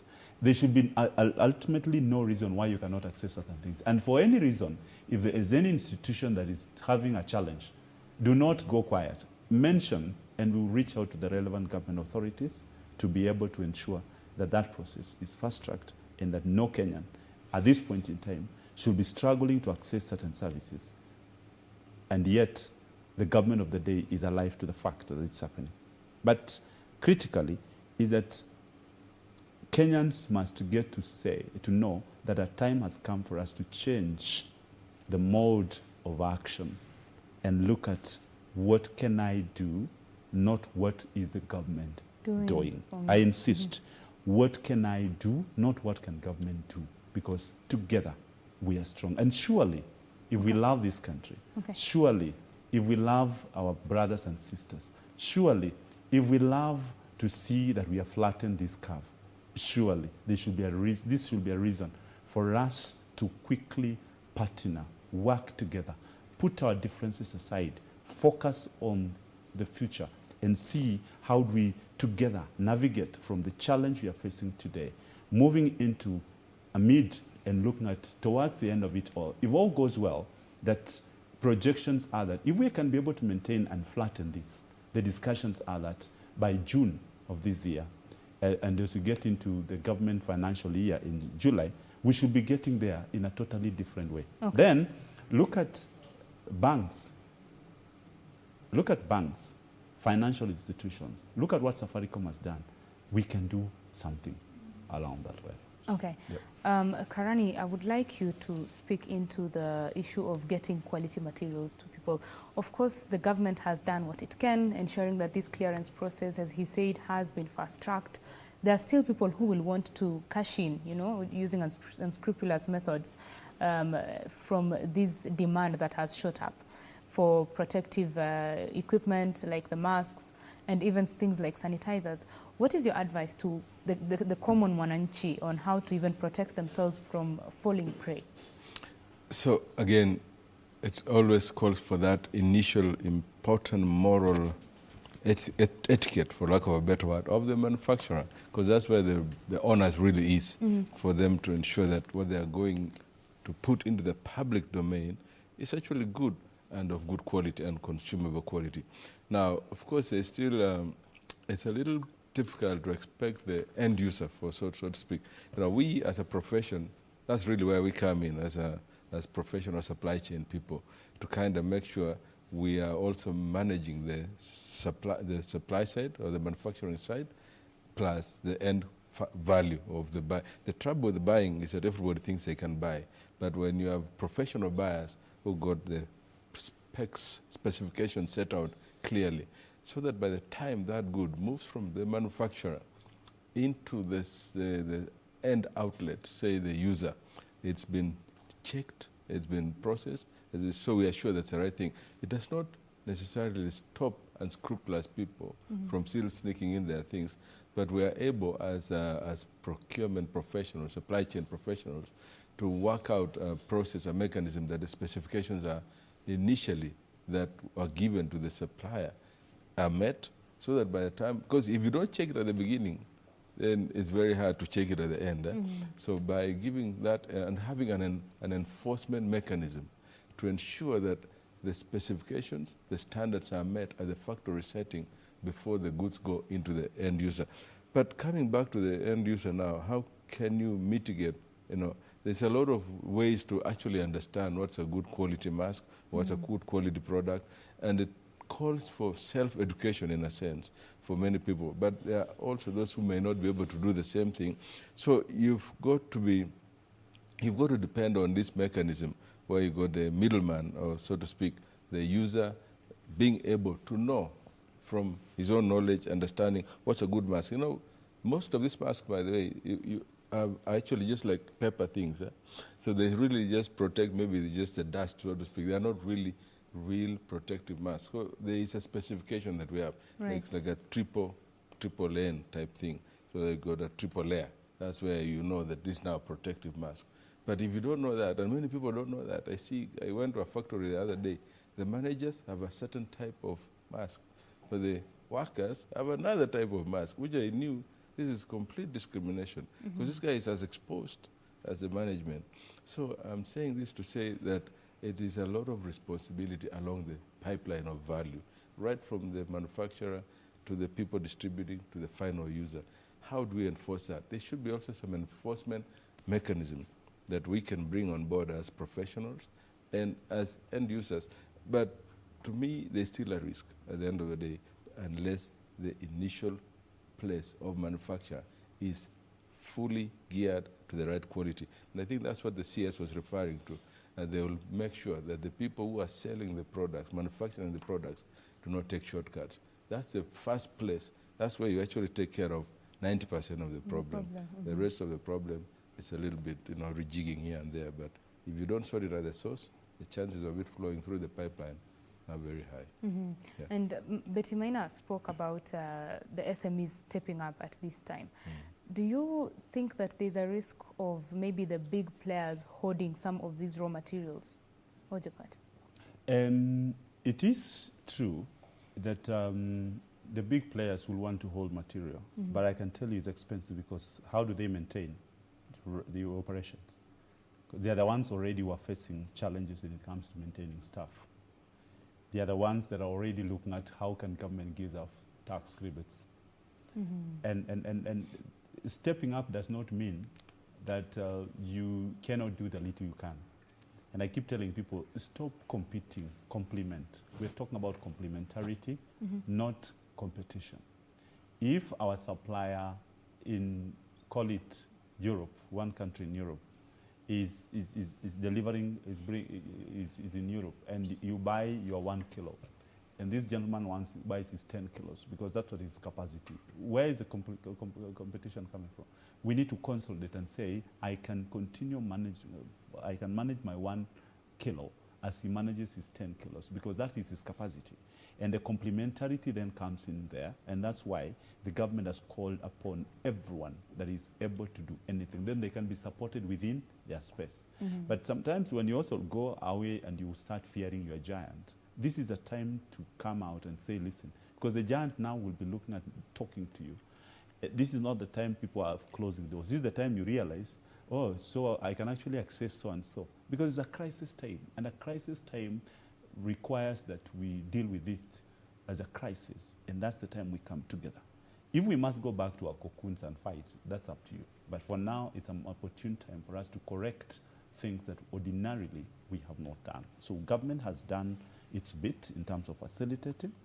The private sector, SMEs, I know, for example, Chamber and many other SMEs have been working around the clock in their line to come up. I know the IT people are busy doing what they're able to do within their space. What I am insisting here is that we have a role to play without having to fear the other, but we have a reason to walk to the other person and say, how can we complement our efforts now in terms of the lines we play, but not how do we kill each other? Because it's not time to kill each other. It's a time to support each other. But also looking at what is happening within the export side, what I'm looking at here that we will have to get to government is to look at how KQ, a national carrier that is now grounded most of their flights, can actually run a cargo flight into Europe and then get government to support us when it comes to fuel, so that we have cargo consolidated and an aircraft leaves here into a specific destination in Europe, because we have orders. What we don't have is the cargo space. So if KQ can collapse their current passenger flights and create 2, 3, 4, 5 or whatever aircrafts that can avail to be able to give us for cargo, then we will be able to cushion exporters as we wait to see how the situation calms and comes down. But we have to use our national carrier. This is where I have to challenge the national carrier to come out and say, listen here, we will give you 3 or 4 aircrafts every day that will leave Nairobi with this amount of cargo to these destinations. And we can then work with them which markets are open, which markets can receive our cargo. And as I said earlier, it's an opportunity for Kenyans to go to the farm, produce, because the world needs food. And I insist here, we must feed the world. The world population is desperate for food. So if we can be the ones go to the farm now, in the next few weeks, we will be the ones smiling, because we will have what they don't have. So it's not time to hold back. It's time to release, as long as, I insist, we play by the rules. We play by the and rules. The directives we have been given by our government and by the institutions that have been given an opportunity to have been given the leadership role at this point in time, and what you and I as citizens ought to do within our little space. So there is room, there's still more, we can do more, but can we on daily basis see how best can we come in to support the system and the country called Kenya in delivering ourselves? And we can come together and work as a team. And as I said again, a time has come for us to say, how can I be of help?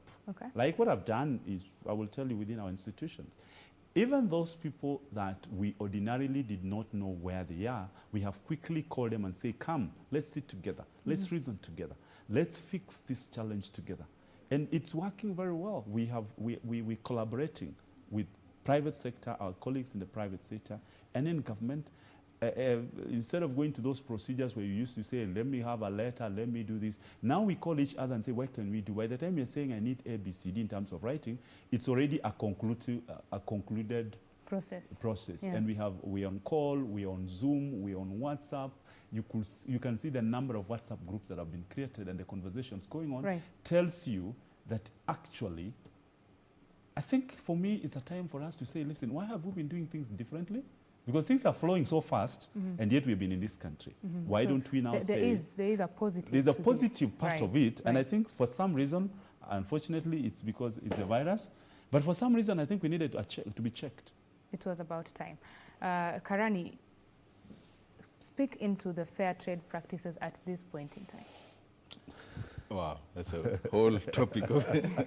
Just ensuring that there is fair trade. Yeah. So let me start from this. It's a very important point that we alluded to earlier on. For the longest time, I think we as Africa are the ones who have faced unfair trade practices in terms of our products being the source of the wealth of Europe. Whether it's Ghana or Ivory Coast exporting cocoa, raw cocoa beans, and getting back that as high value products, chocolate and all that. The industries were all in Europe. And yet, what this calls for is really a real rethinking of ourselves, because God has blessed Africa, of all the continents, where we have a weather, where we can grow goods right across the year. So it calls for, again, we have the environment that God has given us, the climate base to grow products and grow food. Food, by the way, is the one thing that is going to sustain us into the long term. So one of the things that we have had to, now we have to think about Africa, is that we are no longer the people depending on the West, on Europe to support us. We as Africans and as Kenyans and as East Africans, I keep thinking we've got to start Kenya, East Africa, and then go Africa. That's our scope right now, because that is where we have been the most unfairly treated in terms of trade. The balance of goods has always been in favor of the other people. When you look at economics, they always say export and imports vis-a-vis, let's say UK, which has been, we export a lot of things volumetrically, but guess what, value-wise, it's the very reality is vice versa. That's what we get. We are definitely an unbalanced scheme. So all these things speak to the fact that it's time for us to recalibrate this, to actually dictate, to be the narrative. For the longest time, we've been the people on the receiving end in terms of unfair trade practices, in terms of even just basically becoming a respected source of raw material, so that our value of this raw material, the industries in Europe, as you say, they're dead. The stores, the warehouses, the shelves are empty. We in Africa have the idea to think right now, not just short term, the long term issue. How can we go? I mean, I always kept telling people, I want to go back and retire in the farm. The farming place is where you'll never go wrong. People will always eat, always.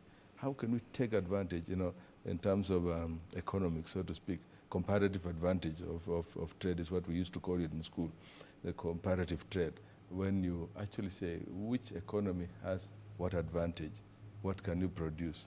So West Africa can produce cocoa, we can produce tea, we can produce coffee, another person can produce something else.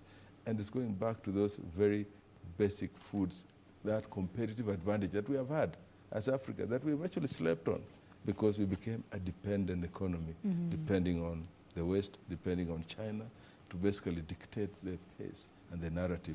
So in a sense, for me, this is a blessing that we as Africans and as Kenyans should take full advantage of and stop mourning and stop crying and wake up quickly, because the pandemic will come to an end. But will we go back to business as usual, or will we have changed our mindset completely to become a self-sufficient economy that can become a power to reckon with, so that we are no longer being dictated to what's the price of your sugar, what's the price? They tell us the price, by the way.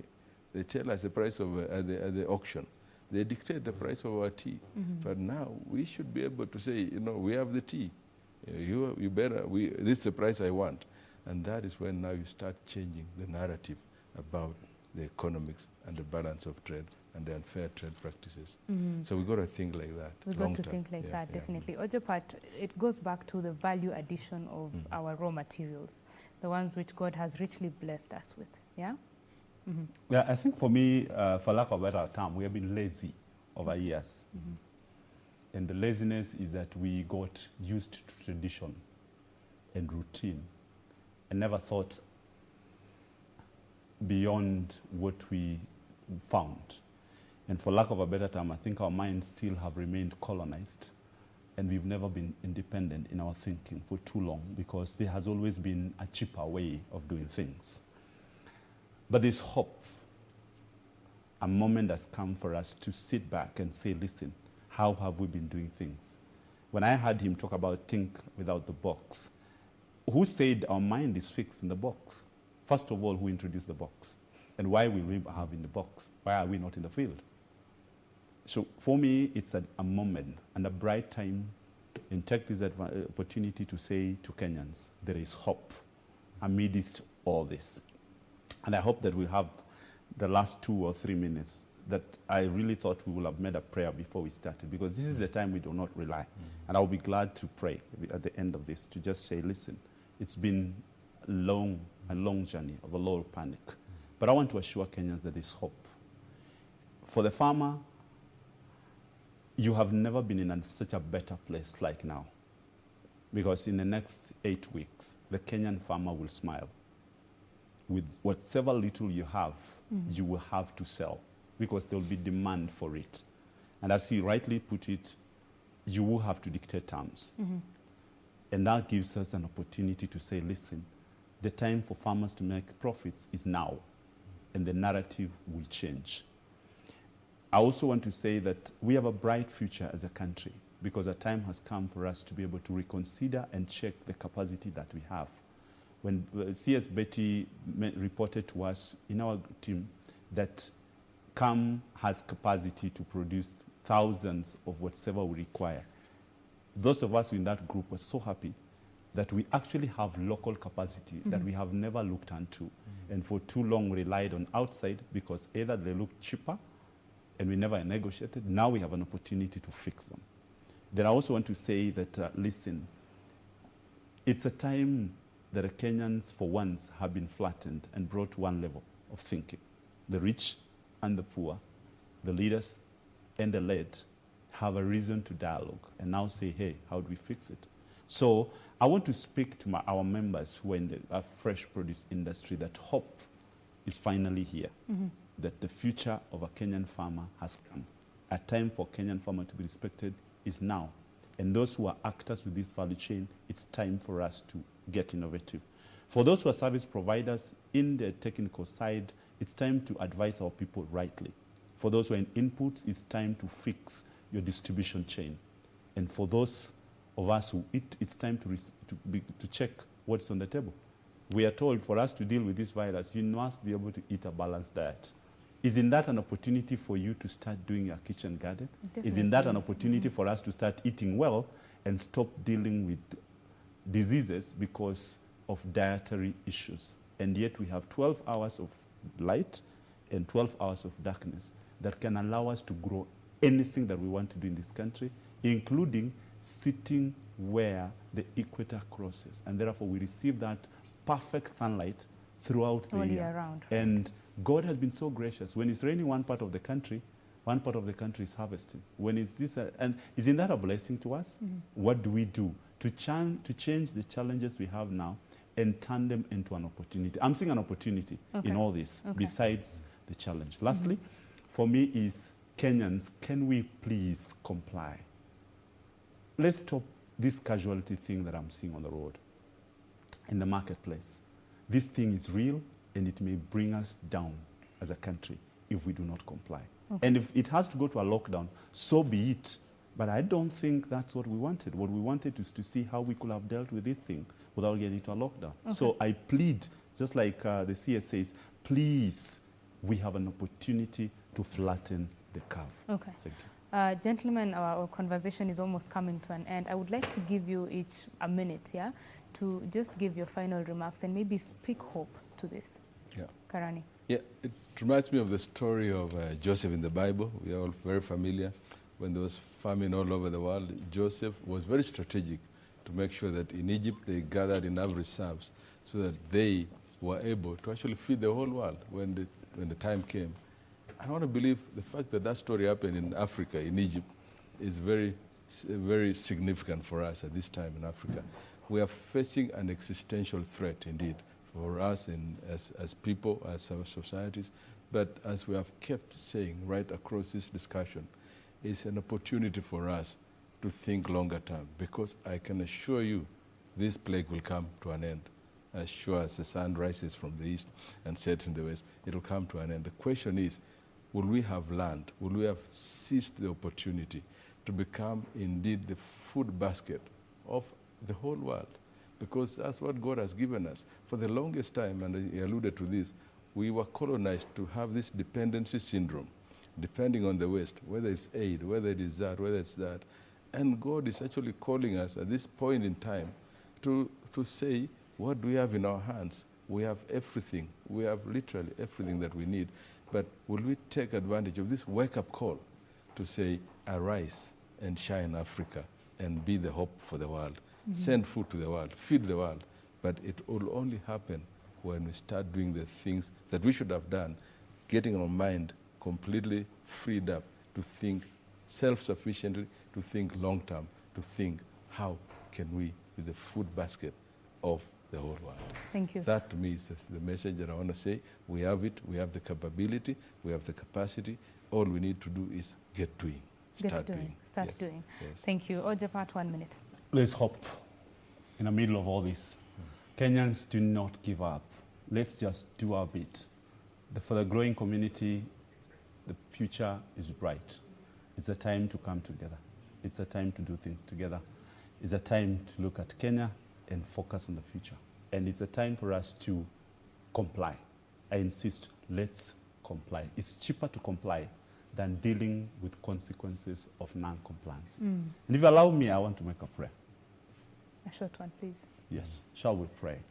Lord, we repent on behalf of the nation of Kenya and submit into your lordship and pray the Lord you take control of this situation.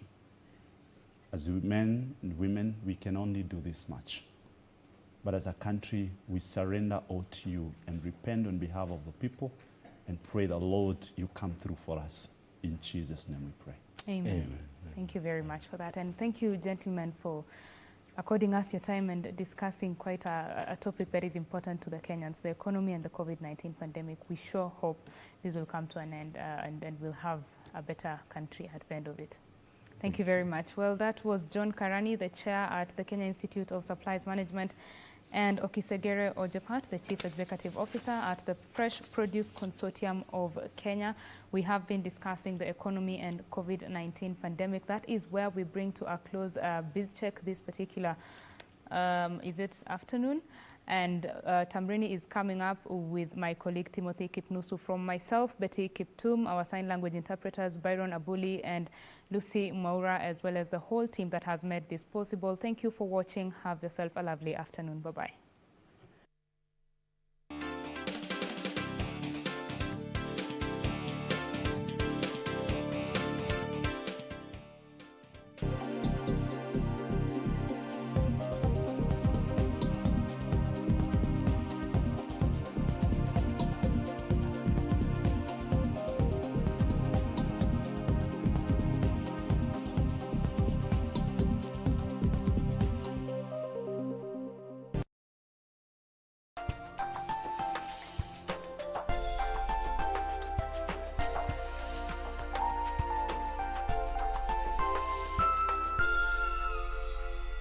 Tonight on KBC Channel 1. Singewahi toboa bila wewe.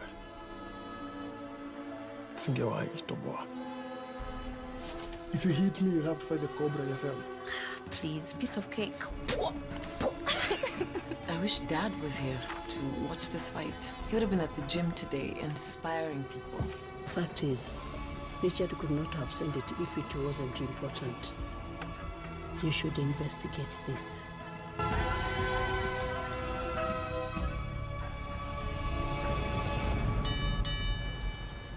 This weekend on KBC Channel 1. Kamene, this is the kind of message you start with asking for help. This is a very good deal, Kamene. This is a very good deal and it is exquisite. Waria, you're worried about the breakfast. Luya bana satuka urembo na evaporate. Eh? Your beauty is back to factory reset. That is why I prefer all natural. What you see is what you get. How do I know for sure you have not washed your kid in this container? You are the customer. How can you wash a kid in that small thing? Who spoke to you? You cement peddler.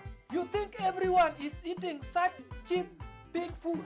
Classmates, every Saturday on KBC. Next on. Utakapomaliza utafiti kamili, utajua kile kinachoitwa maji moto huanguza vyura ina sababu mbalimbali. Fanya biashara ametaka kuitumia kutengenezea mapambo ya vito.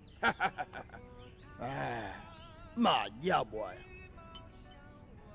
haya. Usiguse chochote. Kama unakwenda kuitafuta, utaipata.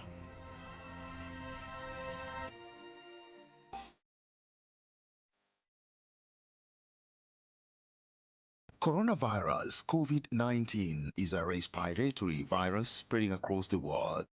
The infection is spread from droplets of coughing and sneezing of an infected person, touching or shaking hands, or being in contact with contaminated surfaces or objects with the virus. The signs and symptoms are fever, coughing, headache, body ache, difficulty in breathing.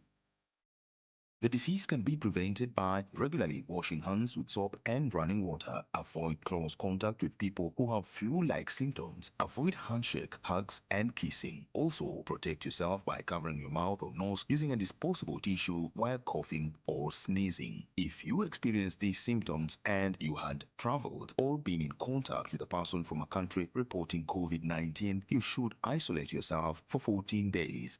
Dial *719# or call 719.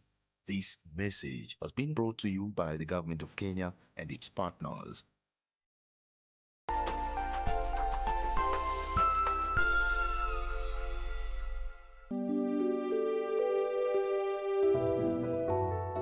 Since late last year, the coronavirus COVID-19 has emerged as a serious healthcare threat. This is an infection that has gone global and none has been spared. The government, through the Ministry of Health, has put in measures to keep Kenyans safe against. Next on. Masudi. Naam. Kwani mwanaume akipenda huwa yukoje? Labda mimi ndio sielewi eti. Unaona kwani nimepewa talaka? Wewe mimi nikaamua kurudi shule. Niko shule. Wewe si tulikuja nikaa yako juzi. Utakunchunguza sana. Mwanamume akipenda huwa na furaha na nguvu na bashasha sio zinatabasamu. Jamani. Alafu tujeni kazi zenu. You ever heard the saying, never rob a bank across from a diner that has the best donuts in 3 counties? That's not a saying. Yes, it is. No, it's not. I get what you're saying, Maybe but you it's never not heard. a saying. It is a saying. Okay. It's a saying now. Everybody sit down on the floor. Fire and roll! Let's go, come on! How much you figure? 40 million. $40 million? But I got bad news for you. He was special forces. You've been on this limb way too long. Pull over! Did you miss me? What's your plan? I got a plan. I mean, I'm capable of coming up with a I'm not saying plan. you're not capable. I'm just saying you haven't told me. What is it? I'm working on it. Make it rain.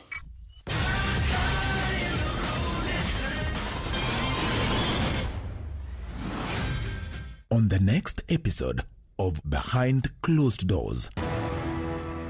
Ismail. Ismail, we have to go. Ismail.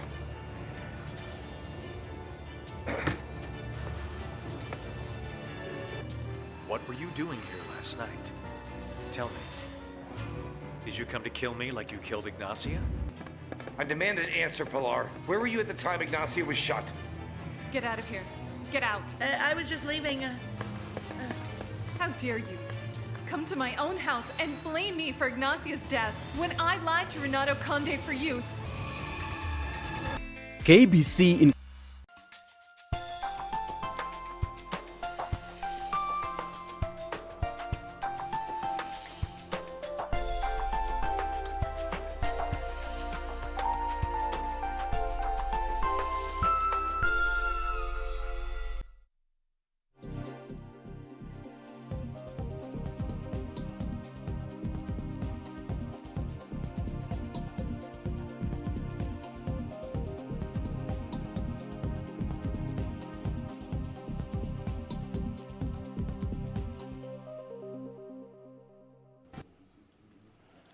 Ni furaha iliyoje kujumuika nawe tena kwenye tamrini ya Channel 1 leo ikiwa ni siku ya Alhamisi tarehe 2 mwezi Aprili mwaka ni wa 2020, nikiwa na wingi wa matumaini kwamba ubuheri wa afya mahala popote ulipo, hasa tunapokabiliana na changamoto ambayo inakumba taifa hili na ulimwenguni kote kuhusiana na gonjwa hatari la Covid-19, ambapo hapo jana mtazamaji, waziri wa afya Mutahi Kagwe alidhibitisha visa vingine 22 vya maambukizi na kupelekea idadi ya watu ambao wameambukizwa na gonjwa hili kufikia 81 hapa nchini Kenya. Na hii leo bado tutakuwa tunazamia swala zima la kuangazia gonjwa hili hatari, na nitakuwa na zungumza na baadhi ya wataalamu wa masuala ya afya. Je, wahudumu wa afya hapa nchini Kenya wako salama katika harakati ya kuhakikisha kwamba Wakenya wanapata huduma, hasa katika jitihada za kupambana na jinamizi hili, hasa ikizingatiwa kwamba taifa kama Rwanda wahudumu wa afya 55 wameaga dunia. Watakao kuwa wanasaidia kuzungumzia swala hili ni Brown Ashira, ambaye ni katibu mkuu wa wataalamu wa afya hapa katika gatuzi la Nairobi, ambaye vile vile ni mtaalamu wa masuala ya afya, na wa pili vile vile anafahamika kama Hardin Muliro, ambaye ni mwana famasia. Hivyo basi mtazamaji, usikose kuweza kujiunga nasi hadi tamati. Maswali yako ukituma kwenye mitandao ya kijamii, kwenye kurasa yetu wa Facebook KBC Channel 1, kwenye Twitter @KBC Channel 1 na @Kipnusu Timoty. Nikipata muda nitakuwa naangazia baadhi ya maswali yako mtazamaji, lakini kwanza, kabla ya kukivunja chungu chetu cha tamrini, tuanze kwa kupata shajara.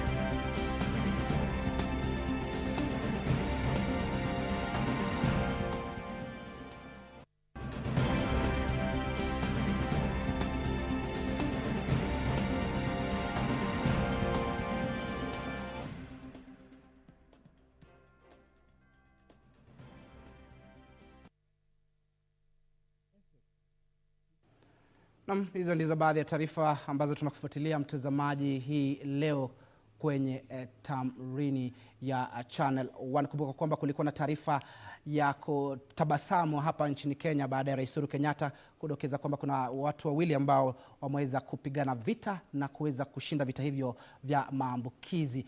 Hata hivyo, kwanza kabisa tuweze kupata taarifa ambayo inajia kule mashinani, ambapo kwa sasa najiunga na mwanahabari wetu Kamchamenza, ambaye bila shaka anatufahamisha yanayojiri kwa sasa. Kamchamenza, naarifiwa kwamba ni masuala ambayo tutakuwa tunayasikiza ambayo yanaendelea kwa sasa.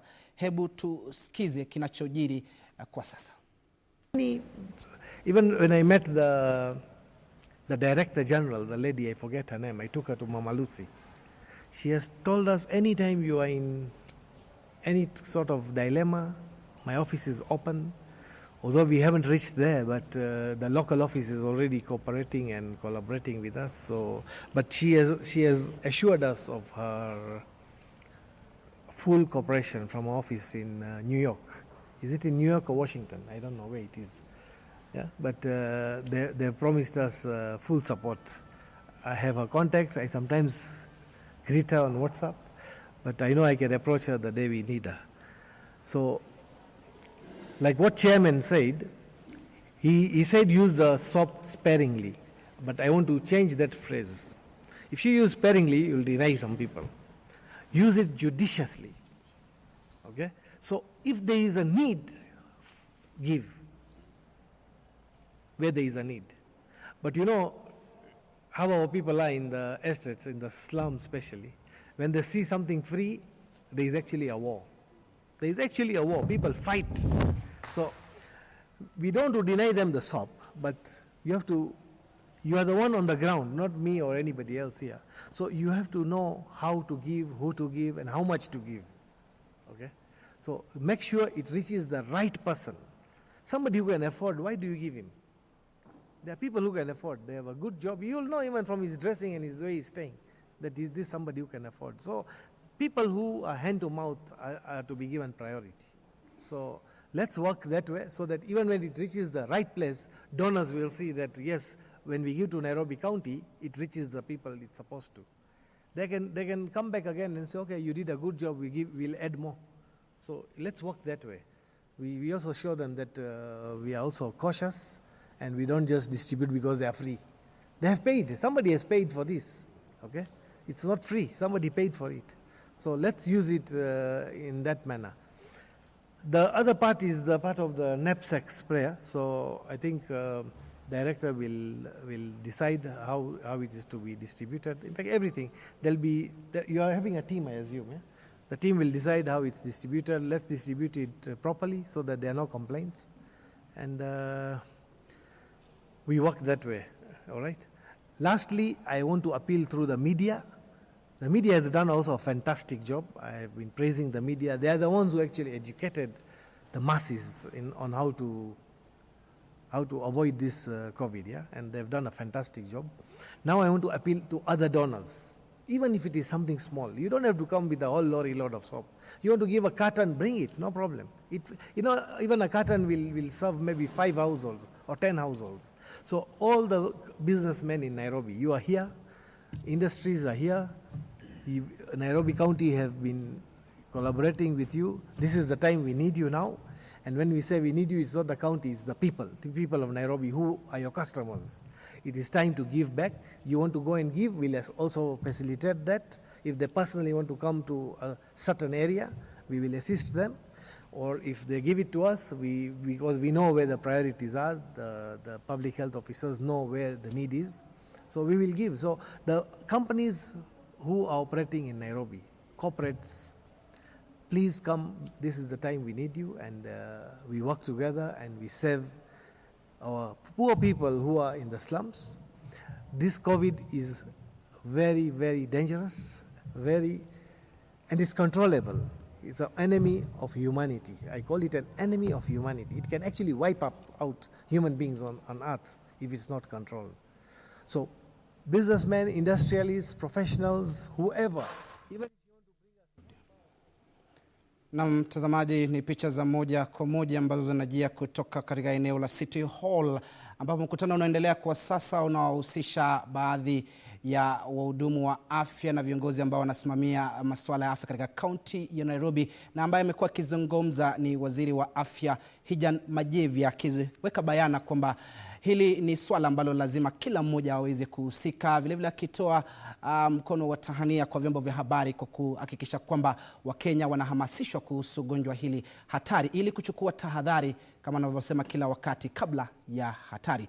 Turejea hapa studio ni mtazamaji, Kamchameza atakuwa anatufahamisha mengi kuhusiana na taarifa hiyo mwendo wa saa 7.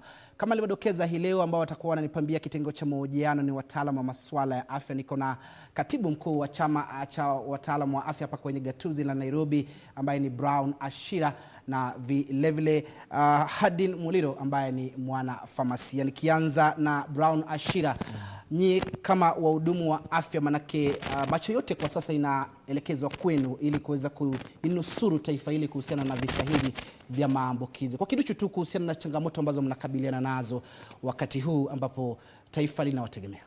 Nashukuru Bwana Kipnusu na KBC kwa kutualika kuweza kuzungumza na Wakenya kwa ujumla. Kwa majina naitwa Brown Ashira, nikiwa katibu Kenya Health Professional Society, Nairobi County, tawi la Nairobi. Na Kenya Health Professional Society ni organization ambayo imesajiliwa na serikali na inasimamia zaidi ya kada 17 katika idara ya afya. Tuko na watu wa afya, watu wa public health officers, kuna watu wa pharmacy, kuna watu wa nutrition, na kuna watu hata wa mortuary.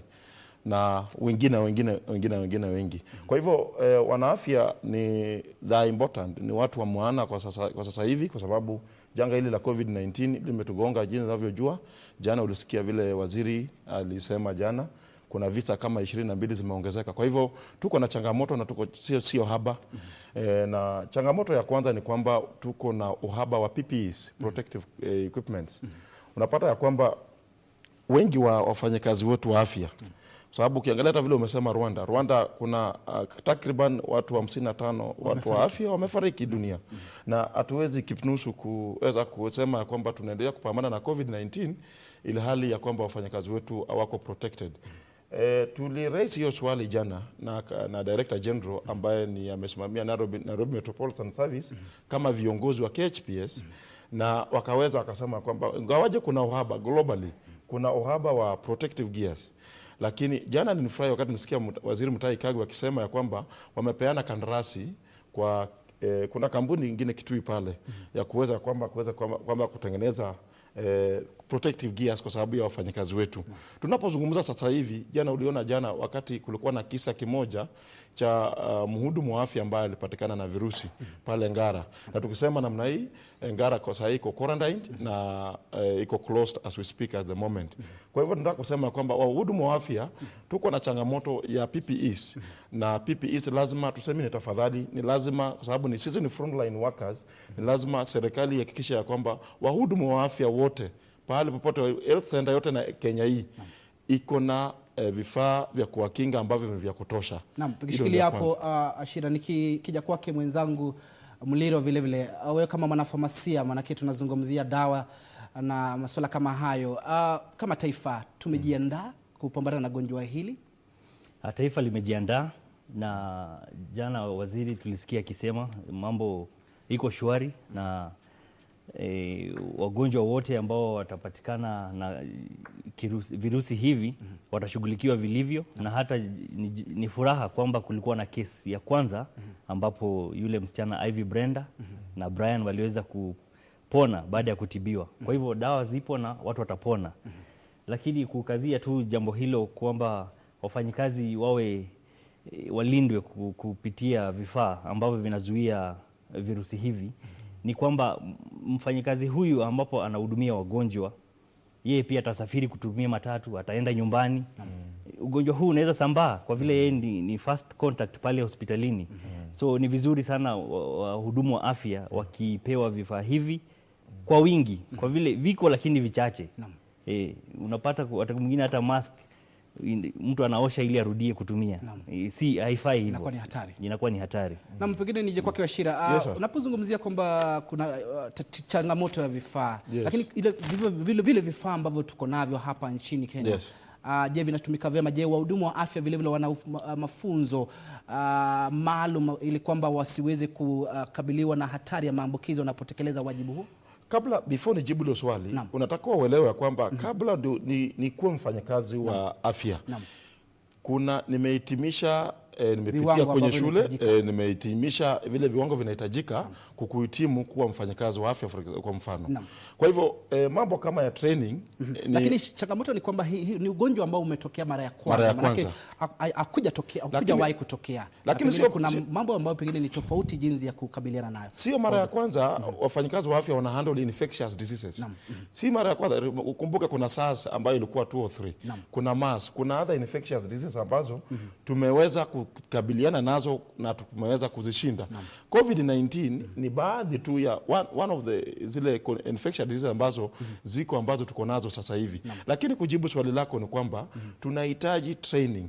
Training si kwa sababu ati tumekosa training, tunataka capacity building, kuita capacity building kwa sababu jinsi ambavyo tunahitaji kutumia vifaa kama PPEs na vifaa kama masks. Kwa sababu ukiona watu wengine hata wanahitaji kukumbushwa, kwa sababu PPEs for example unapata mtu anavaa kwa kichwa. kwa mfano tu, ama anavaa wapi. Kwa hivyo PPEs ni muhimu kwa sababu ya kuwalinda, na lazima wafanyiwe kitu inaitwa sensitization and capacity building, of which zimekuwa zikiendelea, lakini tunasema kama viongozi wana afya ya kwamba hazijatosha, sababu wengi nyingi ya vitu kama hizi hazijatiliwa mkazo. Kwa hivyo serikali ina uhaba ndio, lakini pia kama kuna uhaba wa PPEs na nini, pia ni vizuri pia tuweze kuorganize sensitization workshops za wafanyikazi wa afya, kuweza kwamba waelezwe na kuwa sensitized vile waweza kutumia protective gears. Naam.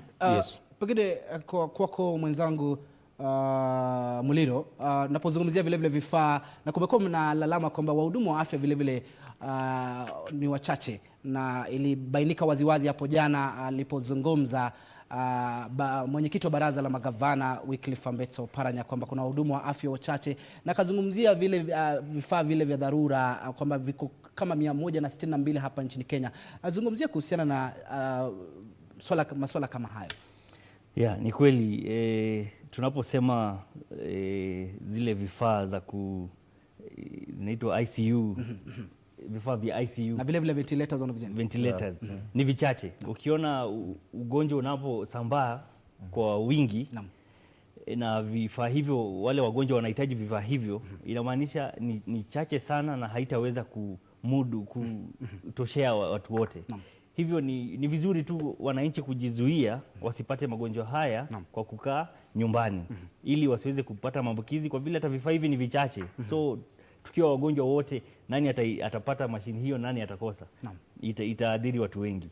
Na pia wakati huu hasa zaidi tunahitaji wafanyikazi waajiriwe zaidi, kwa vile wale wanafanya kazi wamezidiwa, wamekuwa overwhelmed.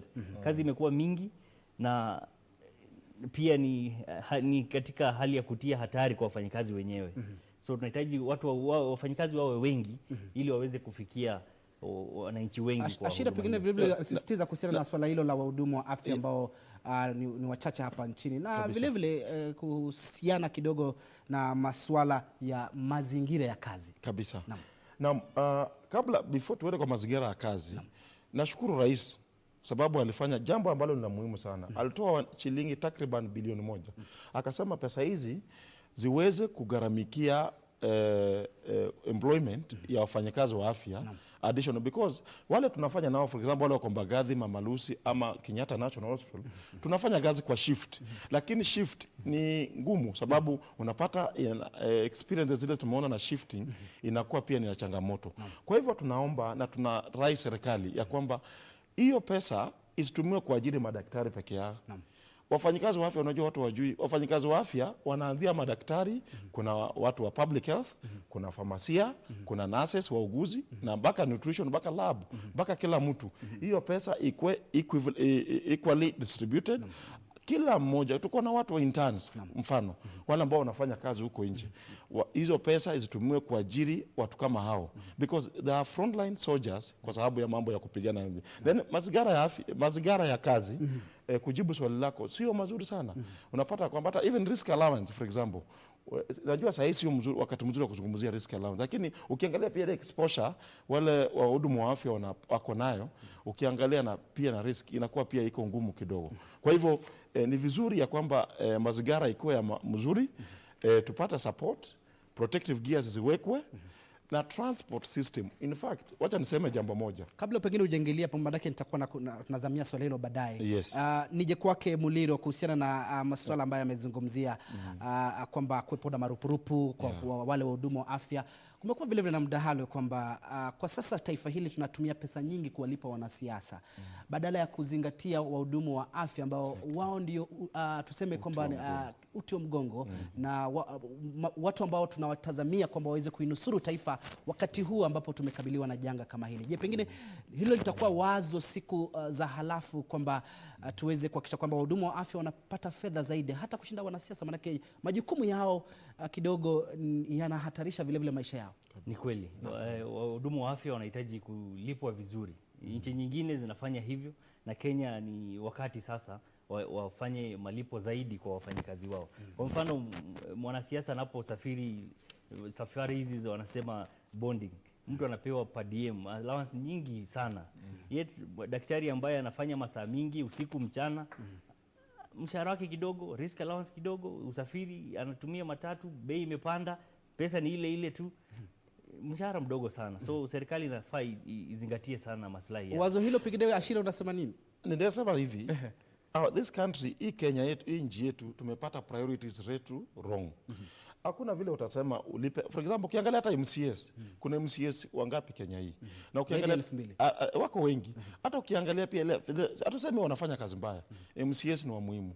Governors ni wa muhimu. Uliona juzi, sitaki kusema hapa baya, unajua sisi ni watu wa afya, sisi ni viongozi. Uliona governor kwa kaunti ya jimbo fulani kwenye taifa hili, na najua unamjua, akicheza akienda kwenye pahali kusambaza virusi. Unajua unaonekana uko na ugonjwa, umeelezwa jipe quarantine, chukua tahadhari, usifanye hivi, na unaona sasa anakaidi. Kwa hivyo tunasema kuchangia tu vile mwenzangu Muliro amesema, ni kwamba sasa hivi it's an eye opener ya kwamba serikali hii na maybe serikali zingine zianze kuangazia swali la afya na maanani. If possible, kama inawezekana, we need to nationalize the health workers, because saa hii tukisema mambo ya tutoe kutoka kwenye swala kugatua afya iondolewe irejeshe kwenye tuache kugatua. Unajua ukiangalia swala kama education, ukiangalia kama security, zinaendelea vizuri kwenye national government. Na hata kama kuna changamoto. Pengine nije katika swala hili ambalo unalizungumzia. Kulikuwa na pendekezo hasa wakati ambapo kulikuwa na ile mchakato wa jopo la maridhiano, na wakati mmoja nilizungumza na katibu mkuu wa chama cha uguzi haumo nchini Panyako. Na kuwa na pendekezo kwamba tuwe na tume ya huduma za afya kama tunavyo tume ya huduma za mahakama, tume ya kuajiri walimu na masuala ya majaji. Ni wakati ambapo lazima tuwe na masuala kama hili kuweza kuhakikisha kwamba afya inaboreka nchini. Kabisa, kwa sababu managers wa afya katika hizi counties hawajawajibika ya kutosha. Uliona juzi jana chairman wa Council of Governors akisema kwa mfano hakuna vifaa vya kutosha vya ICU. Kitu kama hiyo chairman wa Council of Governors anatakana kuwa initiate a plan to ensure that tuko na vifaa vya kutosha vya ICU. Hiyo ni kuonyeshana kwamba afya katika counties ama katika gatuzi zimefeli. Kwa hivyo tunasema ya kwamba wakati mwingine mwafaka ya kwamba serikali iconsider to nationalize huduma za afya kutoka kwenye county mpaka kwenye national. Ndiposa ziweze kupewa ile umuhimu ambayo inahitajika. For example, leo tunaongelea mambo ya Covid-19. Unaona najua mambo ya kesho kutakufanyika nini. Kwa hivyo swala la afya lazima ziangaziwe na litiliwe mkazo na liweze kuwekwa katika national government. Ndiposa hata madaktari na watu wengine, wahudumu wengine wa afya kama public health officers na wengine tuweze kuliangazia vile ambavyo zinafaa. Asante. Ni wazo lako kuhusiana na swali hilo kuwepo kwa tume ya huduma za afya hapa nchini ili kuweza kuboresha zaidi huduma za afya kote nchini? Inahitajika sana, hasa hata ukilinganisha idadi ya vifaa vilivyokuwa vinanunuliwa kwa mahospitali enzi zile za national government na wakati wa county. Bila shaka utakuwa unatuelezea zaidi Muliro kuhusiana na swala hilo. Kwa sasa naarifiwa tuweze kuchanganya guu hadi kwenye gatuzi la Kisumu, tuweze kuungana na mwanahabari wetu Simon Achola atueleze kinachojiri kule, hasa kuhusiana na kupambana na jinamizi hili la corona. Simon Achola, hujambo, na pengine taswira kamili ya jinsi hali ilivyo kwenye gatuzi la Kisumu, ikizingatia kwamba vilevile kumekuwa na hali ya taharuki katika gatuzi hilo baada ya mtu mmoja, ambapo ni ripoti ambayo imeweza kuwasilishwa na mamlaka ya Haipoa kuhusiana na kuchunguza visa ambavyo viliweza kutokea. Pengine Simon Achola, usukani ni wako, tueleze kwa masuala cha.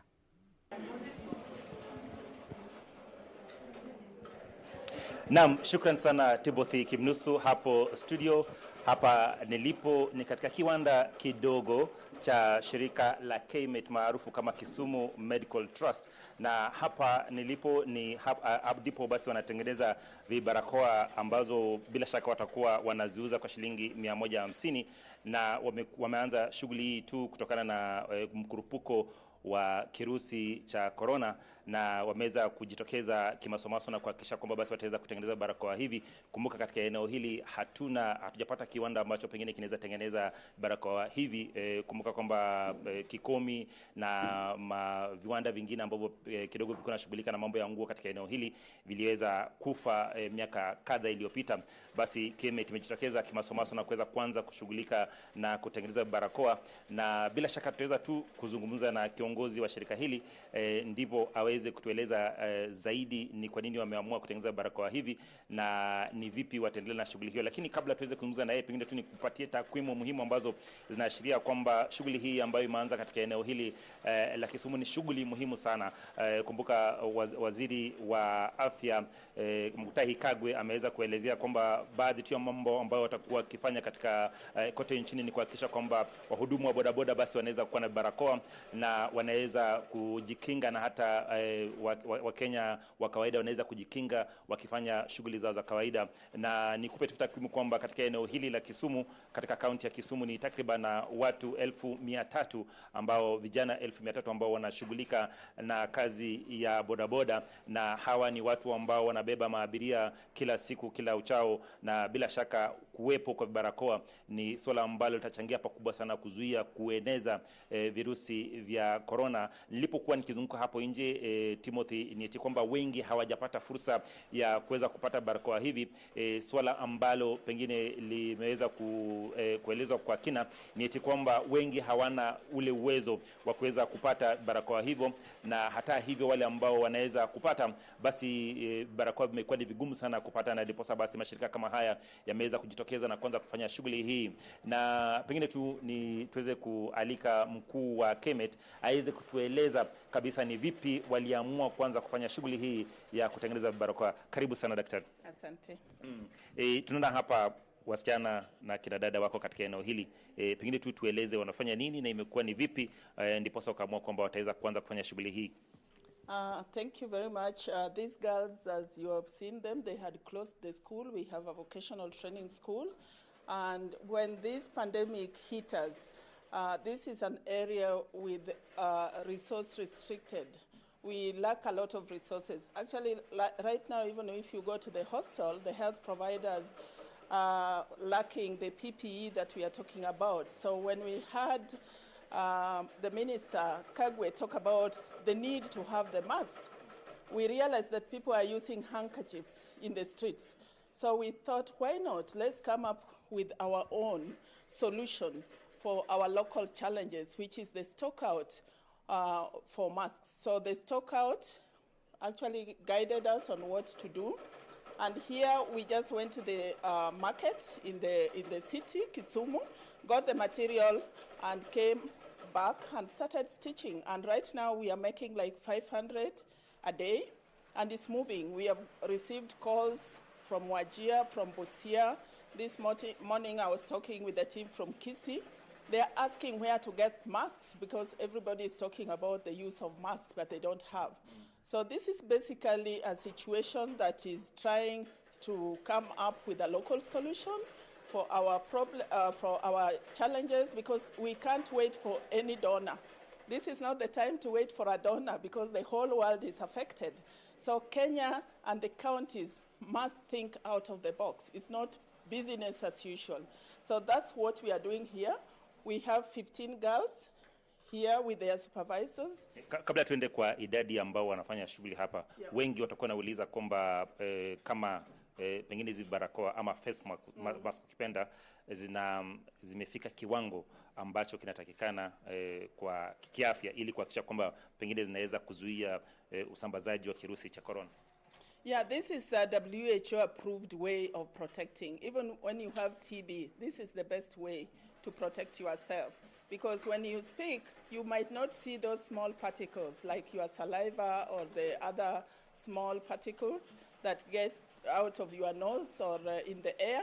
So it will protect you and also protect. Like now we are supposed to keep 1 meter. This is not 1 meter away. So I need you 1 meter away.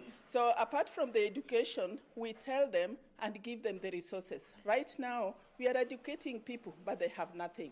So we went back to what WHO actually approves, and we are stitching this.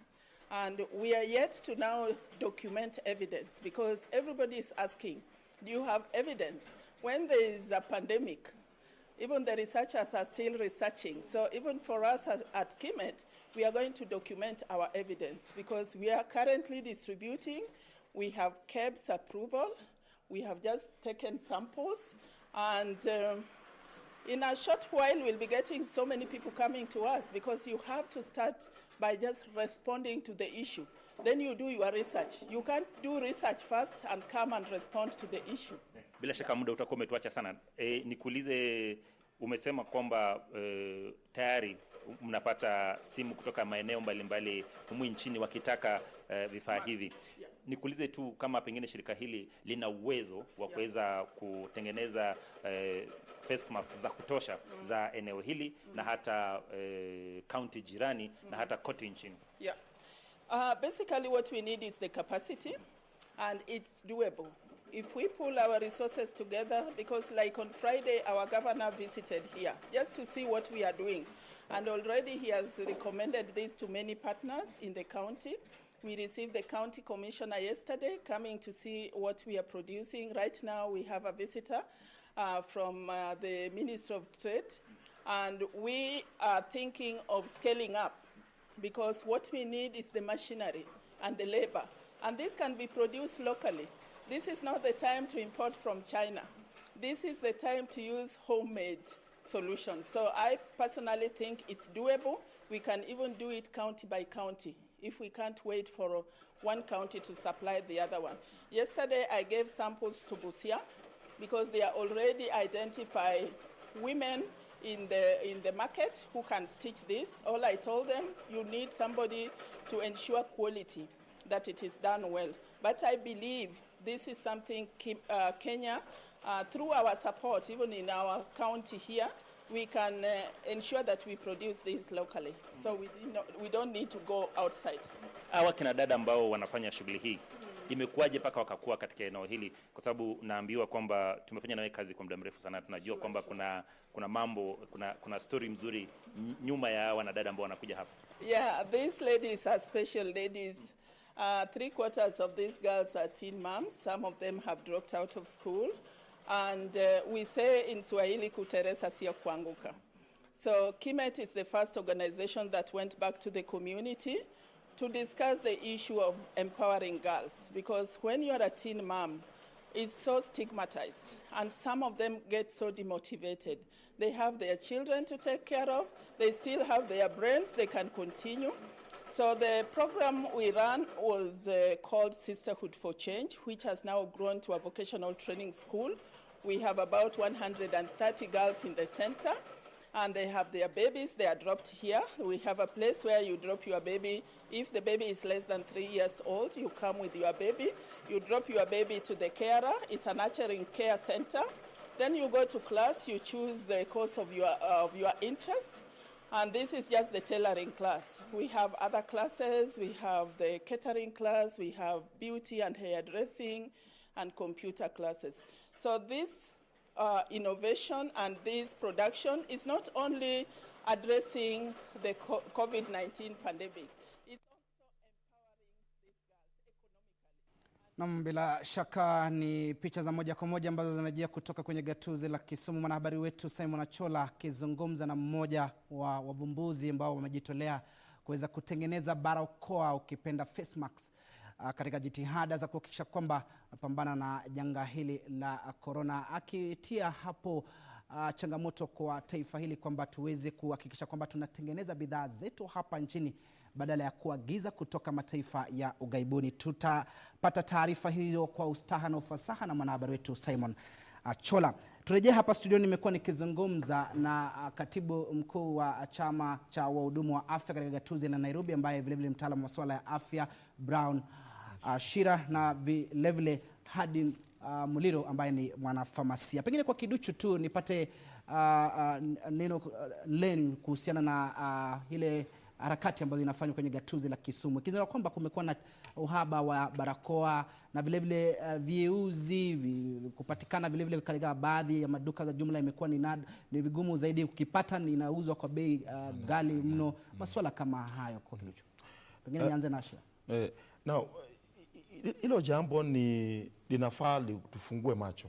It's an eye opener kusema kwamba we need to invest na kana tuwekeze katika our local industries, kwa watu wetu ambao hapa Kenya tuko na watu wako na capacity ya kutengeneza protective gears, hata masks na nini, vitu kama hizo.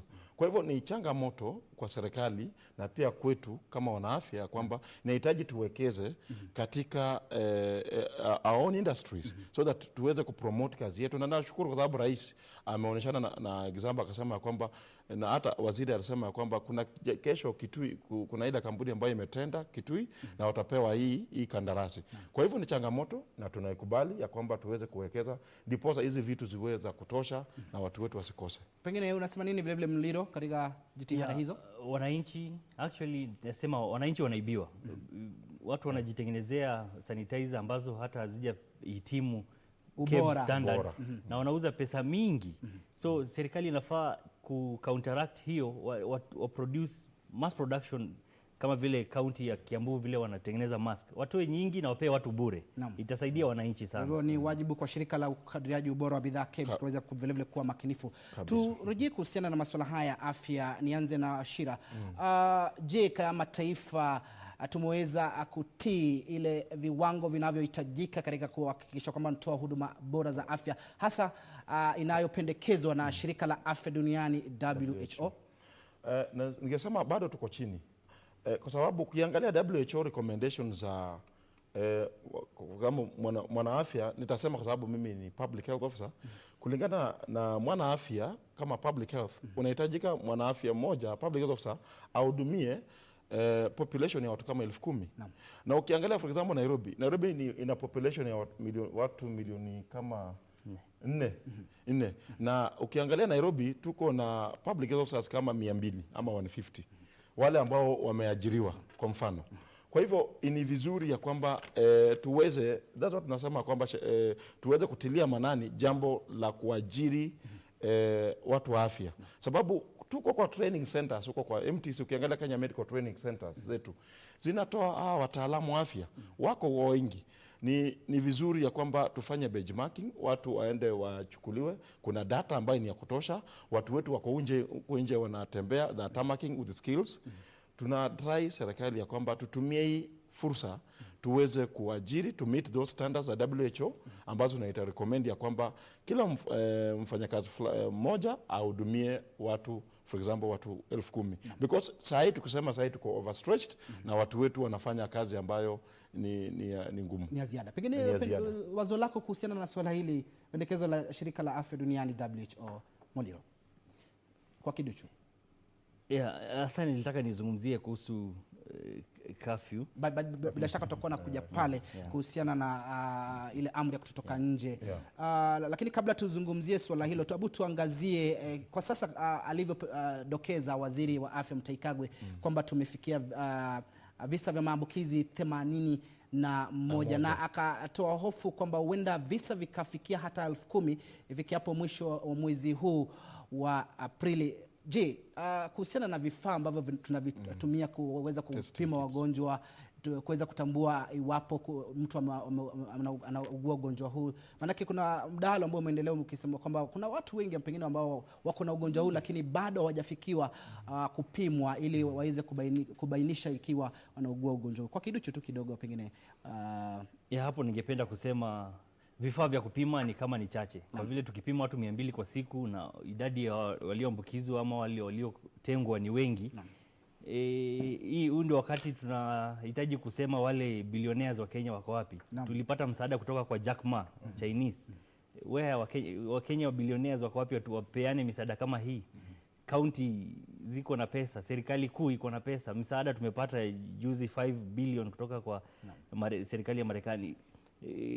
Pesa hiyo iwekwe, inunue vifaa hivi, watu wakuwe tested ili tujue idadi kamili ya walio na ugonjwa Kenya. Pengine unasema nini vile vile Ashira? Ningependa kusema waziri wa afya anafanya kazi nzuri.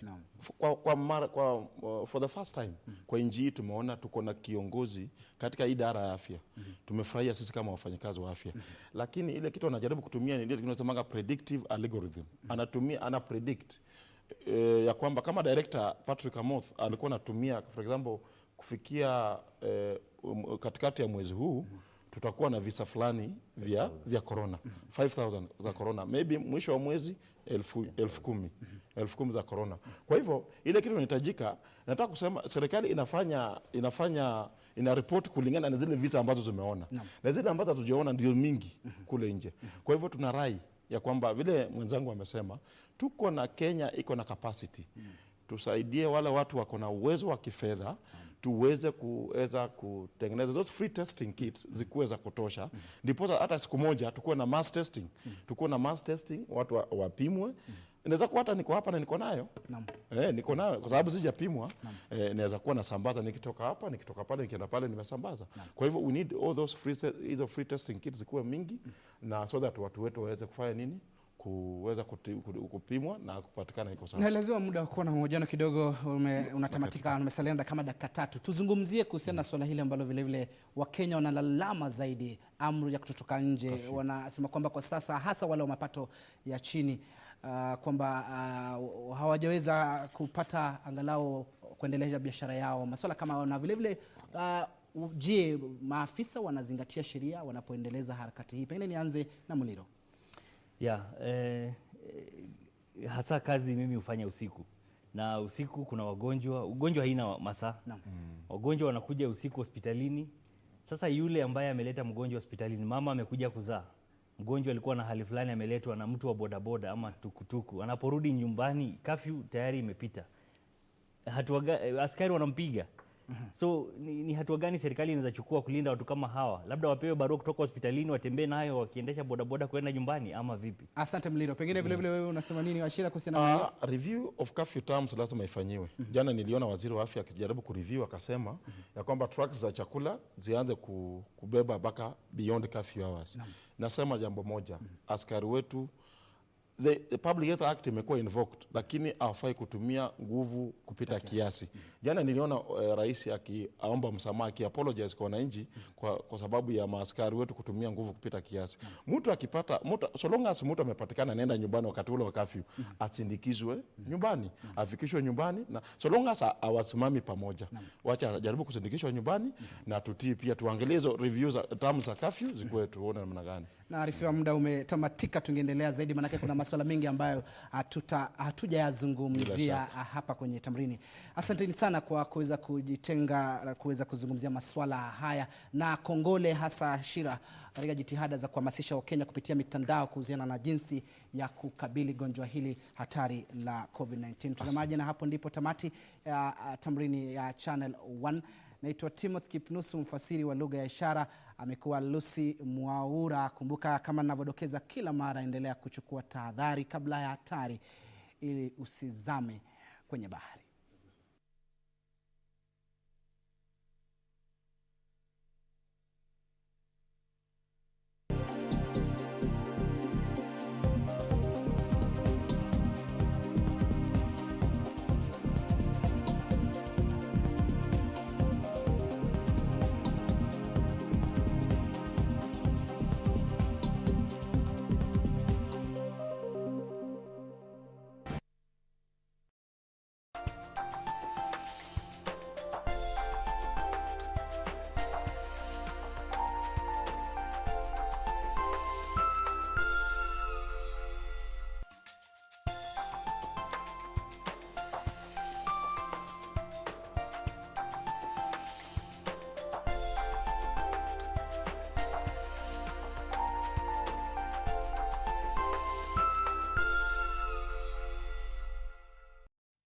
Tumepigwa na janga duniani,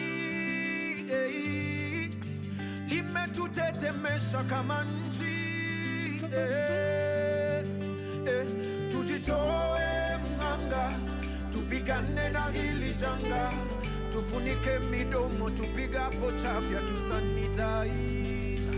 Tujitoe mhanga, tupigane na hili janga, tufunike midomo, tupigapo chafya tuoshe mikono. Tuonge mwenyewe na uwapendao. Jamii ya kuhitaji, nchi ya kuhitaji, dunia ya kuhitaji. Tuonge mwenyewe na uwapendao. jamii ya kuhitaji, nchi ya kuhitaji, dunia ya kuhitaji. Quarantine, yes, sanitize, yeah. Kwa muda mchache najua tutashinda. Friends, we live in uncertain times. And that's why the government is urging all of us to protect ourselves, stay safe, social distancing, and hand washing. And please look at what the government is saying about how you should actually wash your hands.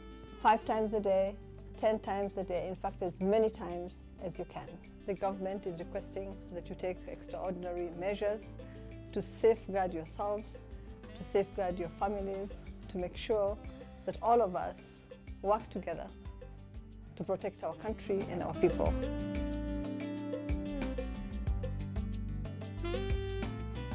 Tonight on KBC Channel 1. Singewahi toboa bila wewe. Singewahi toboa. If you hit me, you'll have to fight the cobra yourself. Please, piece of cake. I wish Dad was here to watch this fight. He would have been at the gym today, inspiring people. Fact is, Richard could not have sent it if it wasn't important. You should investigate this.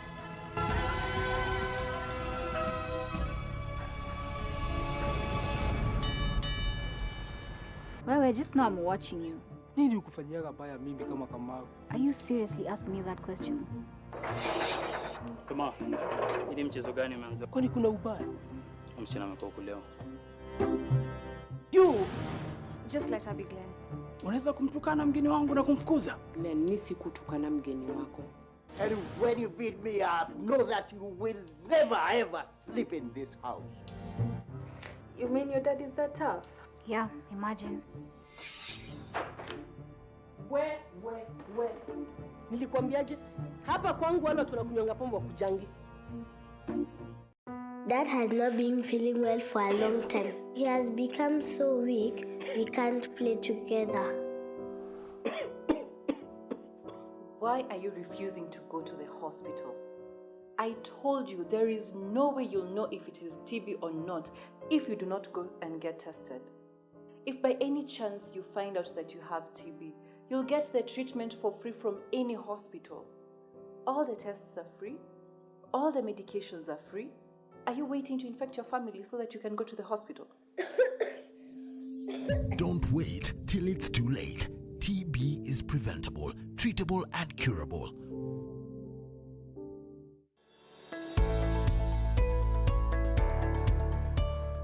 Kwa majina naitwa Elisha.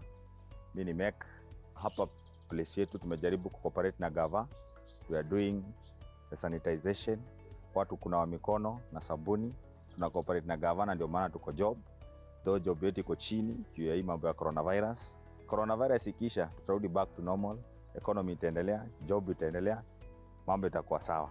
For more information, unaweza dial 719 or *719#.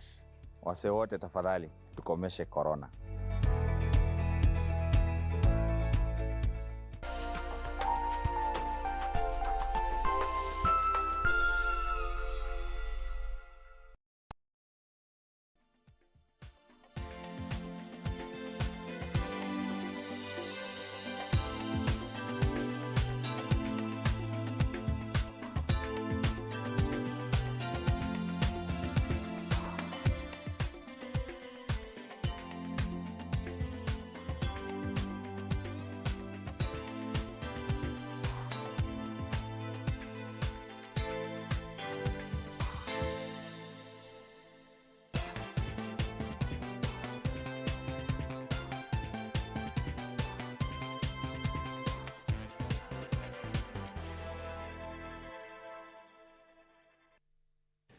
Good afternoon to you. Thank you very much for joining us for this edition of Channel 1 Lunchtime News, live from the Corporation headquarters on this second day of April 2020. A lot of effort is being put to ensure that the country curbs the spread of COVID-19. My name is Edward Kabasa. Welcome to this live broadcast, and you can interact with us on Twitter at KBC Channel 1. My Twitter handle is at Ed Kabasa. A section of residents of Migori want the county government to source for an alternative means of livelihood as it shuts down open-air markets in the region to combat the spread of COVID-19. According to locals, most families rely on small-scale enterprises for livelihood, and the abrupt closure of the business activities would escalate poverty in the society. It was business unusual for the traders at the Migori open-air market after county officials descended on them this morning to enforce the ban by the county government. Traders had begun selling to customers at the market when the officers arrived, as others remained standby at the entrance and exit. We also appeal to the county government to allow our wives and our mothers to sell the produce, because they had taken the produce to the market and they have not sold them. When the curfew started today in the morning, they were taking them home and their produce are going to be destroyed. Most of them had to leave their heavy wares behind as they fled the wrath of the county officers. The traders and locals faulted the county government for what they termed as short-sighted measures. We've seen Migori town being closed and our mothers going back home with the produce that they brought for us. So we are urging the government to allow us one more week so that we can take the produce back home and get prepared. Though we are experiencing a bit tough time concerning the COVID-19. Migori County Emergency Response on COVID-19 Committee meeting banned markets, bars, barber shops, salons, mitumba, video shows, sport gaming rooms, and pool games, amongst others, to contain the spread of coronavirus. Irene Mchuma Odim, Channel 1. Isiolo town residents and small-scale traders have lamented over the curfew imposed by the government. They say the task to don curfew, self-isolation and social distancing has drastically affected their businesses. The business community in Isiolo are lamenting over the national-wide curfew, which has been in effect for 6 days now. Small-scale business operators and boda riders said that the number of people have drastically reduced within town, leaving them with a very small number of potential customers to serve. Mapato imerudi chini sana, na watu wenyewe sasa ndio hii unaona Isiolo haikuwa hivi zamani. Watu wamepungua sana. Workers zaidi wako na shida mingi zaidi. Manake hakuna watu wa kuwanunulia kitu. Kama hoteli imefungwa, hakuna mtu ananunulia hawa. They are now calling for a review of the curfew hours to begin at 9 p.m. to enable them make a living. Isiolo County tuongezee mpaka saa 3. Papa tuko katikati ya Kenya. Magari kila mahali tunakutana na hapa. Wa Nairobi wanakutana na hapa. Tunaomba mpaka saa 3. The boda operators took issue with the county government over failure to honor a promise to distribute free hand sanitizers in order to ensure that their clients are sanitized before boarding their bikes. Tukaambiwa kuna sabuni inafaa kuja. Hiyo sabuni hatujaiona. Maji ni shida. Kubeba imekuwa shida kwa sababu hakuna customer mwenye anahitaji kupanda pikipiki yako, akikuona anajua wewe ni corona. Wenye wako kwa hatari kubwa sana ukiangalia ni sisi. Kwa nini? Tunabeba watu ambao wanatoka sehemu tofauti ya Kenya na tujui kama mtu amebeba ama hajabeba. Several hotels in Isiolo town have already closed doors and sent workers on an indefinite compulsory leave. Suleimanieri, Channel 1 News. Thank you very much, Suleimanieri, for that report. Let us now cross over to City Hall, where UNICEF has donated a couple of items to the Nairobi County government. These are hand sanitizers as well as soap. This is part of ongoing efforts to curb the spread of COVID-19. Our reporter, Kamche Menza, has been following those matters for us, and now she joins us with more. Kamche.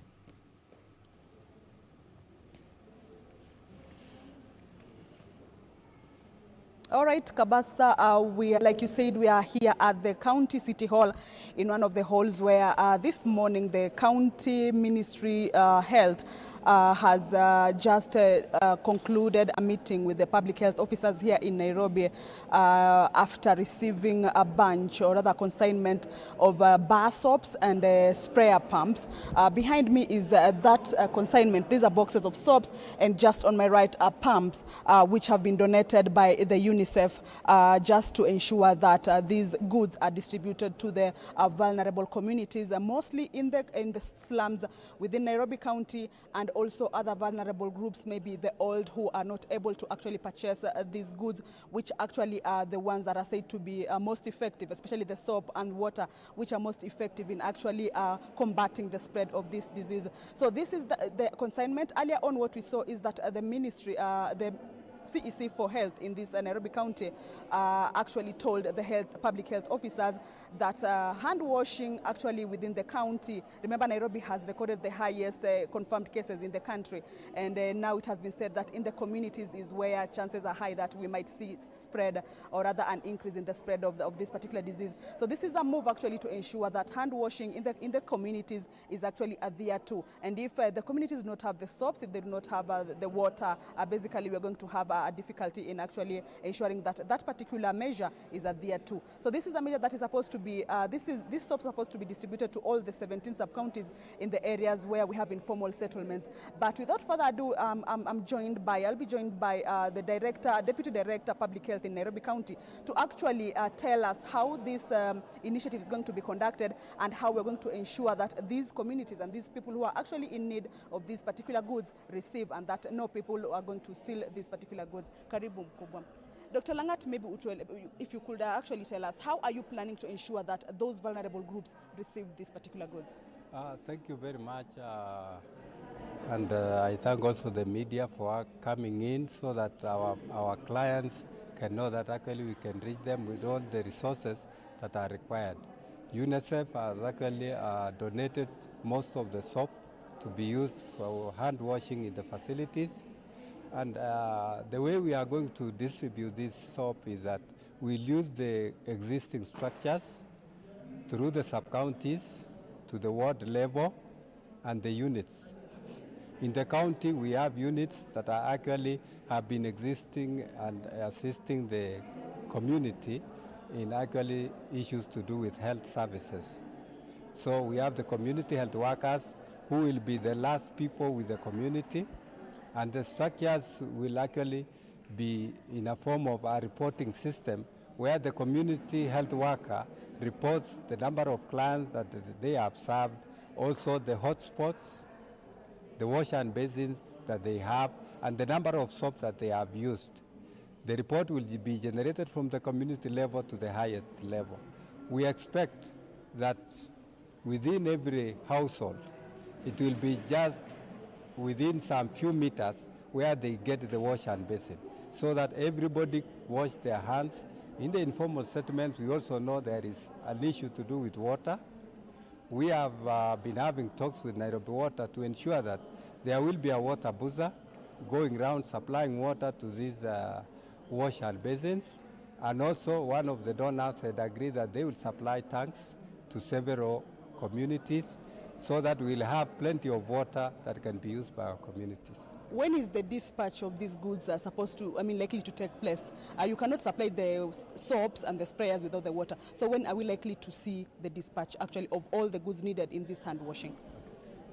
Currently, we know there are some existing wash and basins within the community.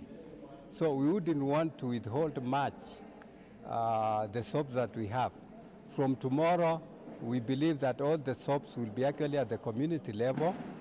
We are also targeting our health facilities where the community actually are supposed to have their services rendered, but the wash and points will be governed by the community health workers. We will distribute them from tomorrow, and we will ensure that the reports are generated from tomorrow from wherever the place.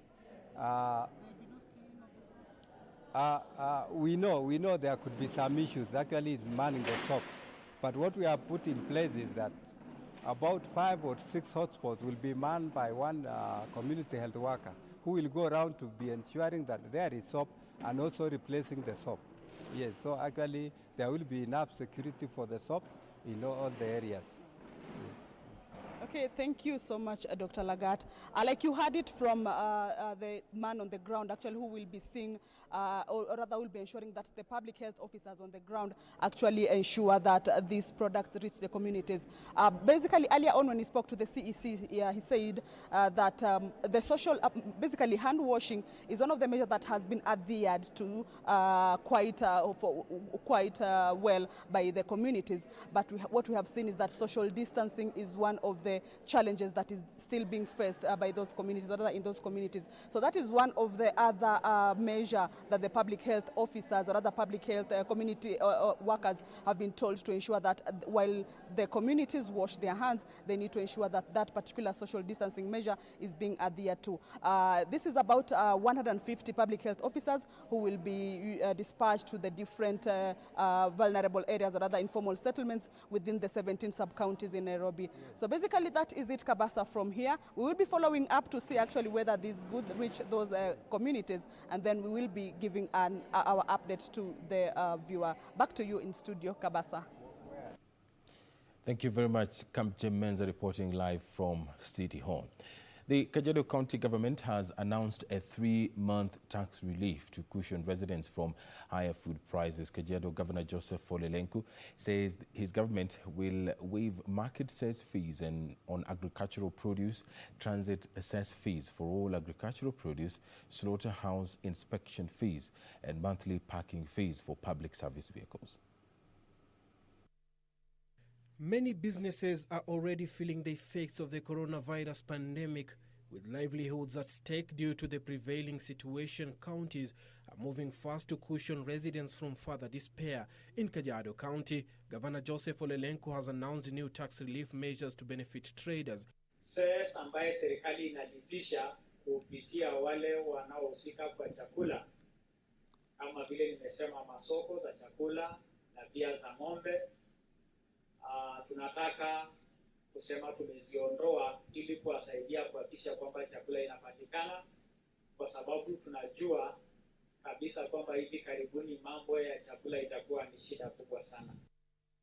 Lenku also directed enforcement officers to ensure implementation of the 1-meter social distance in markets, supermarkets and bus parks. However, the county inspectorate officers have been urged to observe restraint as they discharge their duties. The county directorate of inspectorate services ensures that trading activities in the county are conducted within the recommended 1-meter distance, with a special focus on retail markets, cattle sale yards.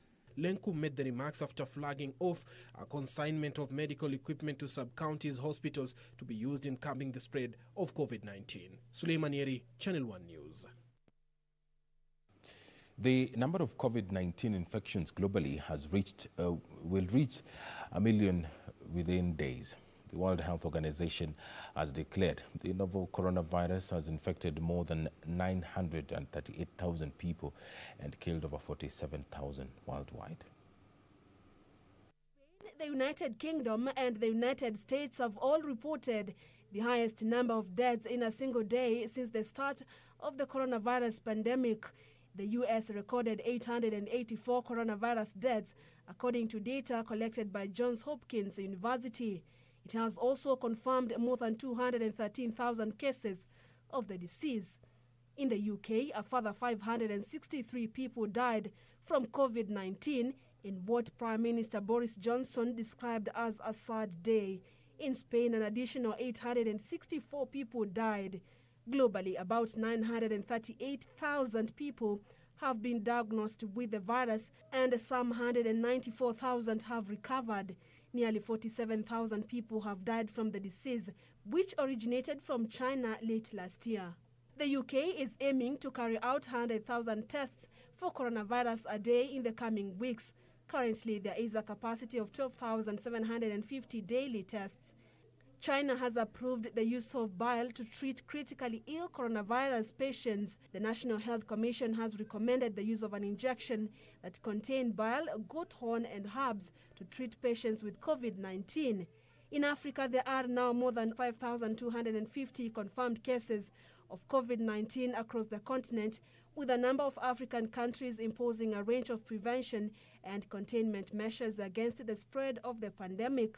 Rwanda on Wednesday extended its lockdown to April 19 as part of efforts to curb the spread of the novel coronavirus.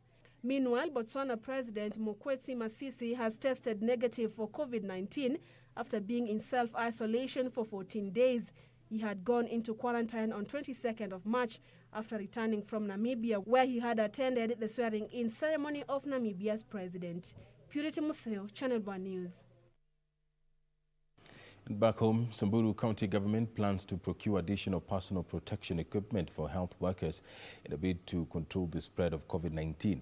Samburu County Governor Moses Lenon Kulal says by the end of next week, the county government would have the equipment in most of its health facilities. Meanwhile, in Machakos, several matatus and bodabodas were impounded by police for contravening government directives on the requirements to carry a specific number of passengers and social distance owing to the coronavirus pandemic.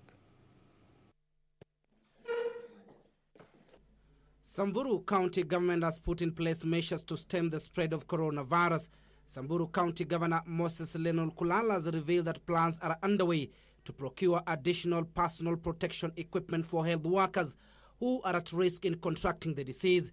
As Samburu County, we've not had a case confirmed yet, but we are here to ensure we are prepared fully. He further said that sensitization exercise on the need to follow government guidelines will continue up to the village level, with chiefs, assistant chiefs and village administrators taking the lead. As we speak, in terms of isolation, we are quite okay.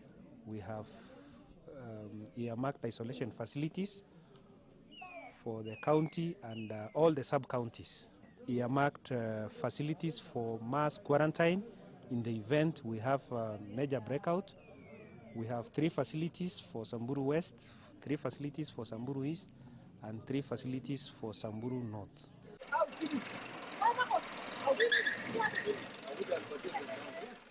Elsewhere, hundreds of commuters in Machakos town and environs were forced to trek after police impounded several public service vehicles and bodabodas for disregarding the government's directive of carrying fewer passengers as a precaution measure against the coronavirus threat.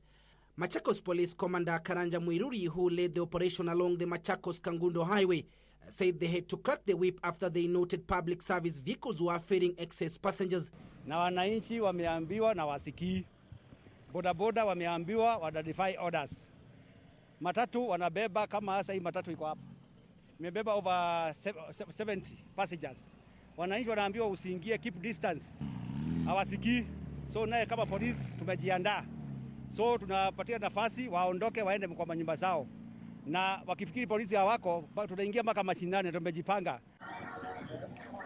Finally, stakeholders in Marani Sub-County, Kisii County have expressed concern over the current attitude by residents to trivialize COVID-19 disease through non-adherence to measures put in place to prevent its spread.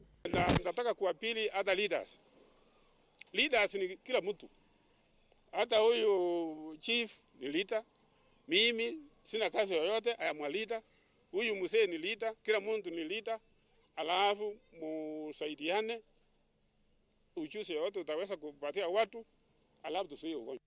Speaking at Kegogi Trading Center during distribution of hand-washing containers and sanitizers, the leaders reminded the residents that observing the regulation in force was for their own benefit. Watu yetu wakitoka nje, mimi nawaomba mtuambie, waambiwe vile wanatakana kukaa. Mtu akitoka Nairobi au mahali pengine anatakana akae nyumbani. Tafadhali mtuelezee ili awe quarantined nyumbani, hii itakuwa mzuri. Reporting for Channel 1 News, I'm Timoty Kipnusu. Thank you very much, Timoty Kipnusu, for that report. Channel 1 Lunchtime News takes a quick break. We'll be right back with more.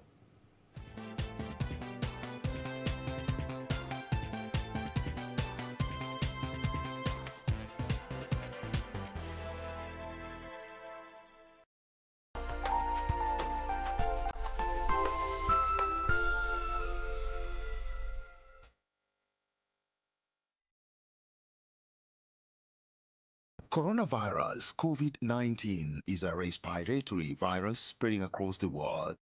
The infection is spread from droplets of coughing and sneezing of an infected person, touching or shaking hands or being in contact with contaminated surfaces or objects with the virus. The signs and symptoms are fever, coughing, headache, body ache, difficulty in breathing. The disease can be prevented by regularly washing hands with soap and running water. Avoid close contact with people who have flu-like symptoms. Avoid handshake, hugs, and kissing. Also, protect yourself by covering your mouth or nose using a disposable tissue while coughing or sneezing. If you experience these symptoms and you had traveled or been in contact with a person from a country reporting COVID-19, you should isolate yourself for 14 days. Dial *719# or call 719. This message has been brought to you by the Government of Kenya and its partners. Next on Corner. But hey, you're an Oyange. If you're trying to spoil my victory, it's not working. Victory. Let's see how much that will help.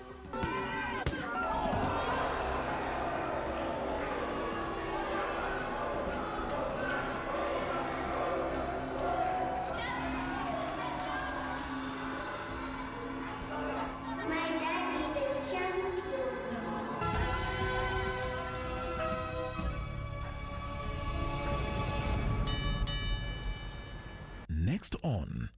Masudi. Naam. Kwani mwanaume akipenda huwa yukoje? labda mimi ndio sielewi eti. Unaona kwani mpewa talaka? Wewe mimi nikaamua kurudi shule. Niko shule. Wewe si tulikuja nikaa yako juzi tu. Utakuchunguza sana. Mwanamume akipenda huwa na furaha na nguvu na bashasha sio zinatabasamu. Jamani. Alafu tujali kazi zenu KBC in collaboration.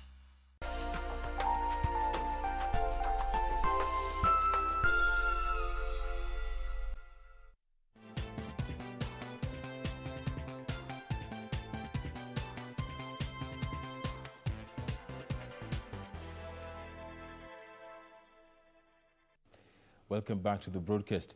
Kilifi County Government has embarked on mass fumigation of towns and environs in a bid to curb the spread of the coronavirus. Kilifi CEC in charge of Health, Dr. Anissa Omar, says the exercise will begin in high-risk areas with reported cases of COVID-19, including Mtwapa and Mazeres.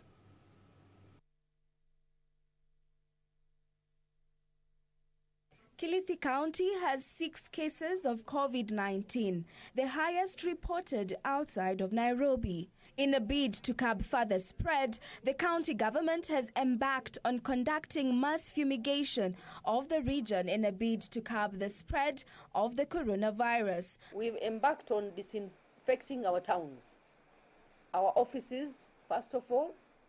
We went offices by offices, all the government offices. Dr. Anissa Omar, the CEC in charge of health, says high-risk areas will be given priority. She further called upon the public to use the COVID-19 hotlines to seek medical assistance during the curfew. The rumor that is going on that government facilities are closed is not true. Our dispensaries, our health centers, our hospitals are all working 24/7.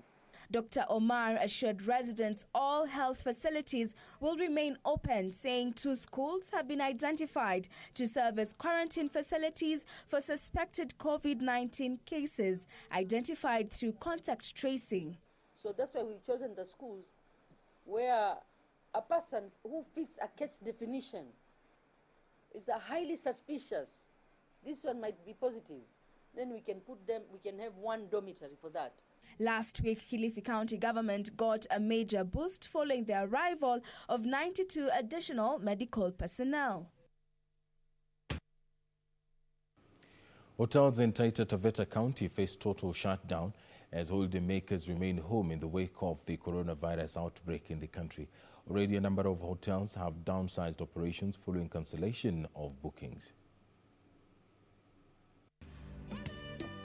Ordinarily, the month of April is considered high season in the tourism industry. Taita Taveta County is one of the regions popular with tourists due to its rich wildlife and culture tourism products. However, with the coronavirus outbreak in the country, hoteliers in the region have temporarily closed down their facilities.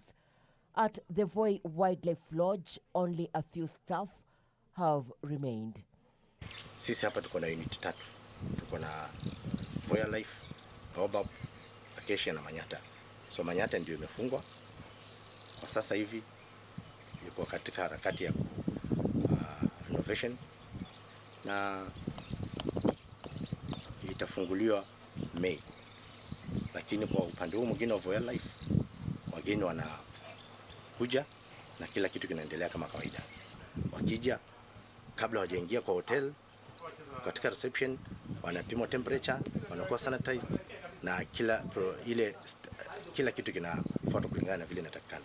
The tourism sector also bears the brunt of curfew measures locally and lockdowns in foreign countries. Kwa wale staff wetu ambao walikuwa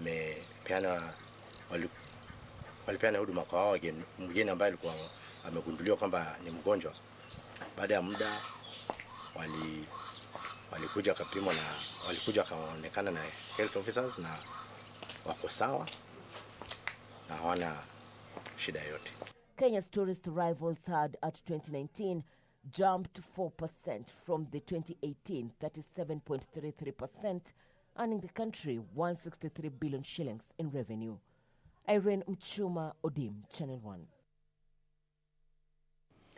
The leadership of the SDA Church has challenged their counterparts in the country to support the government in the fight against the coronavirus pandemic.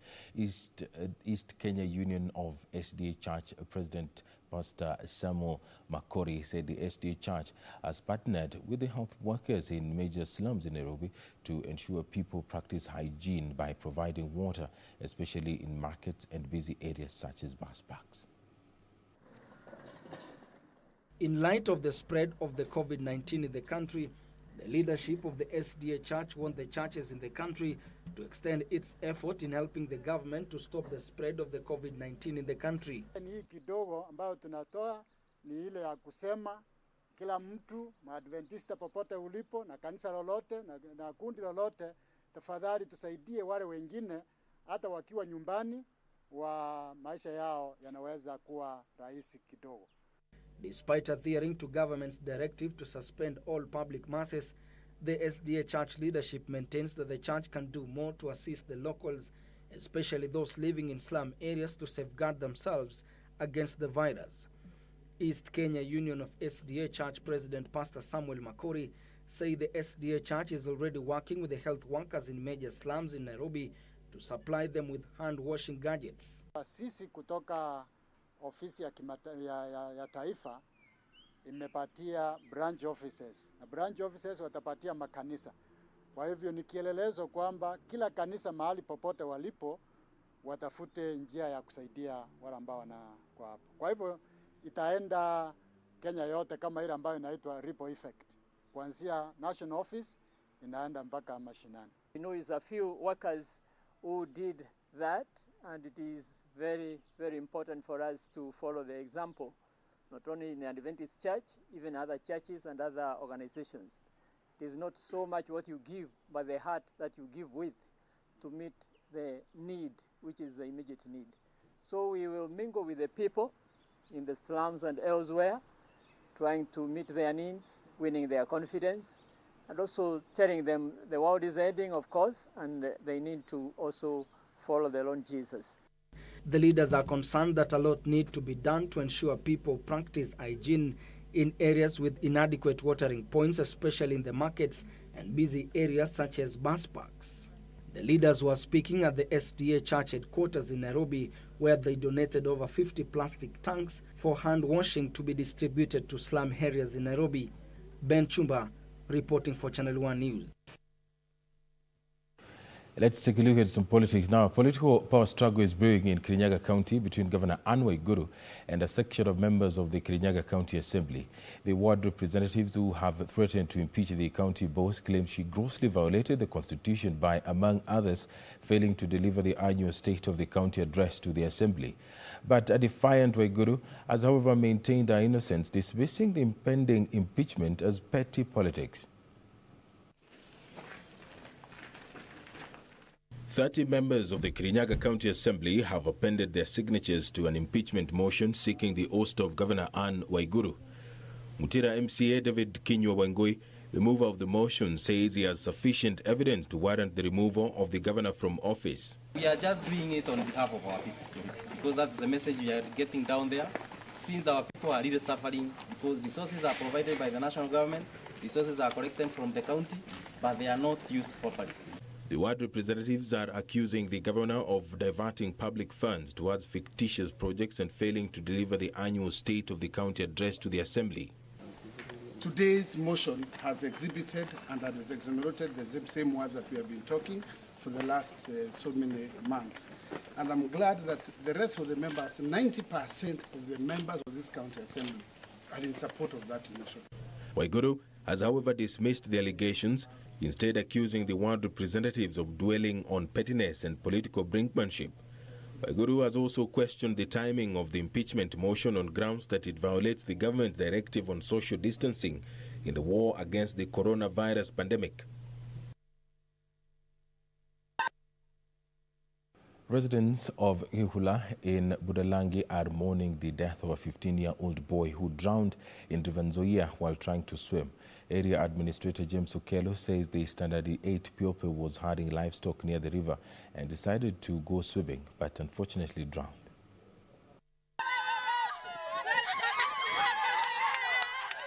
The 15-years-old Class 8 pupil drowned in River Nzoia while swimming with his two friends.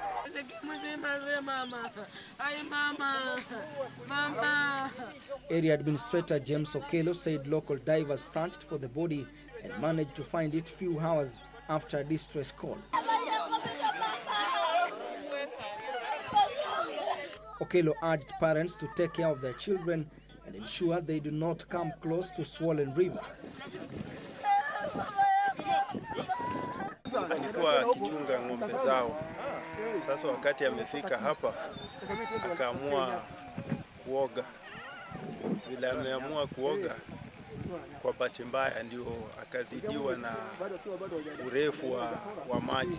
Meanwhile, security team in Ruiru and its environs has vowed to continue with crackdown on all movie play stations. Hii kusema watoto wakae nyumbani is a serious order, because hataki watoto wetu wakitoka shule, sababu shule zimefungwa, tukuje tena tuanze kuhatarisha maisha yao kuhakikisha wameweza kutengamana. Acting on a tip of the security team led by Deputy County Commissioner Geoffrey Githenji raided a PlayStation shop and arrested the owner with the gadgets. Tutafunga zote na wale wanabiashara kama huyu mmoja tutawachukulia hatua.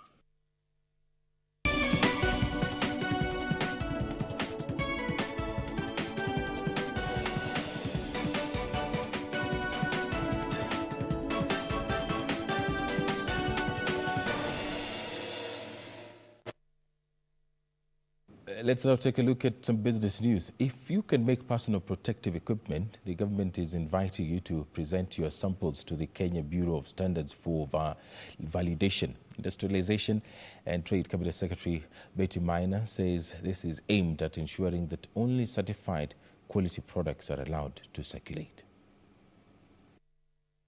Lockdowns in key source markets for products have seen several countries opting for local production of products to be used in containing the spread of coronavirus. Among the countries that have opted to support local production is Kenya, which has invited companies with the capacities to make any personal protective gears to seek validation of the products. A tweet on the Ministry of Industrialization, Trade and Enterprise Development handle is inviting manufacturers to present their samples to the Kenya Bureau of Standards for validation. This comes a day after Cabinet Secretary Betty Maina warned businesses and traders against circulating uncertified products. As we start our production process, we really want to encourage all manufacturers, all SMEs to get guidance for the requirements from the Kenya Bureau of Standards. The Cabinet Secretary is encouraging Kenyans to help efforts of ridding the country of substandard or counterfeit products by reporting suspicious products by sending an SMS bearing the word permit to 20023. Must produce quality products that meet the requirements of the Ministry of Health. According to the Standards Act, no person shall manufacture or sell any commodity, method or procedure to which the relevant specification or code of practice relates unless it complies with that specification or code of practice. Surveillance in Nairobi and Nakuru by the Kenya Bureau of Standards found that 12 sanitizer brands were contraband. Mobile phone airtime is now the most consumed commodity in Kenya, according to the latest Producer Price Index by the Kenya National Bureau of Statistics.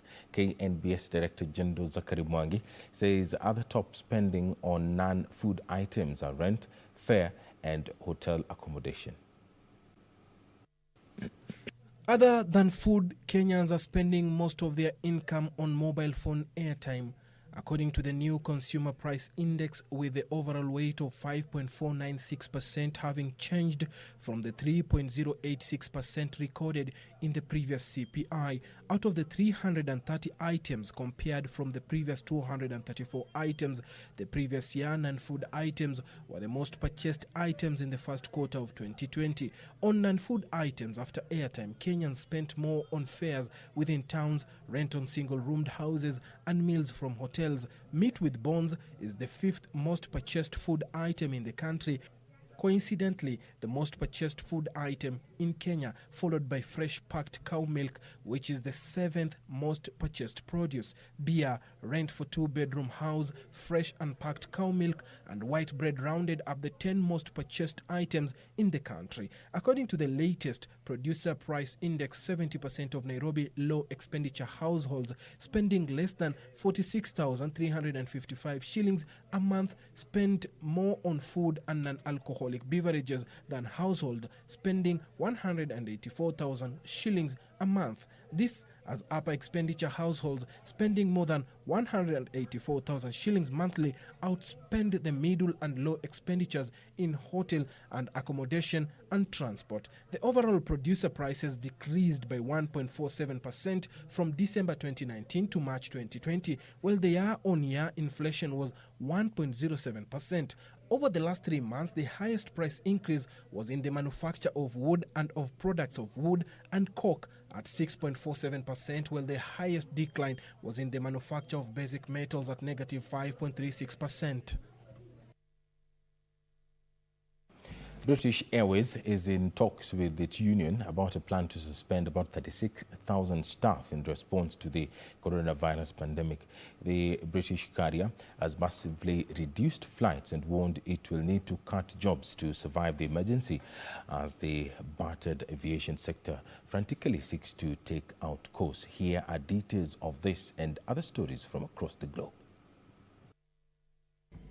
Even though British Airways and the union have reached a broad deal but are yet to sign on some details, the agreement means that up to 80% of British Airways cabin crew, ground staff, engineers and those working at head office will have their jobs suspended, but no staff are expected to be made redundant. Those affected are expected to receive some of their wages through the government's coronavirus job retention scheme, which covers 80% of someone's salary, capped at a maximum of £2,500 per month. The Unite Union has been pushing for staff to be paid more than that. BA has already reached a separate deal with its pilots, who will take a 50% pay cut over 2 months.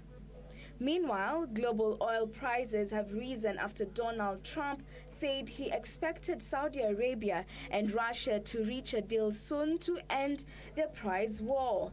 The cost of crude had fallen to 18-year lows as the two countries slashed prices and revamped up production. Demand has been hit hard by shutdowns around the world to slow the spread of the coronavirus. U.S. oil has just seen its worst quarter on record, falling fallen by 2/3 in the first 3 months of the year. Brent crude oil rose by more than 10% to over $27 a barrel, while U.S. oil has some 9% higher. It came as global demand for crude oil was predicted to be almost 23% lower this month than it was a year ago. Finally, the number of Americans filing claims for unemployment benefits shot to a record high for a second week in a row as more jurisdictions enforced stay-at-home measures to curb the coronavirus pandemic, which economists say has pushed the economy into recession. Thursday's weekly jobless claims report from the Labor Department shows that claims blew past the previous week record 3.3 million. It will likely reinforce economists' views that the longest employment boom in U.S. history probably ended in March. More than 80% of Americans are under some form of lockdown, up from less than 50% a couple of weeks ago, leaving state employment offices overwhelmed by an avalanche of applications. Fiona Shuru for Channel 1 Business News.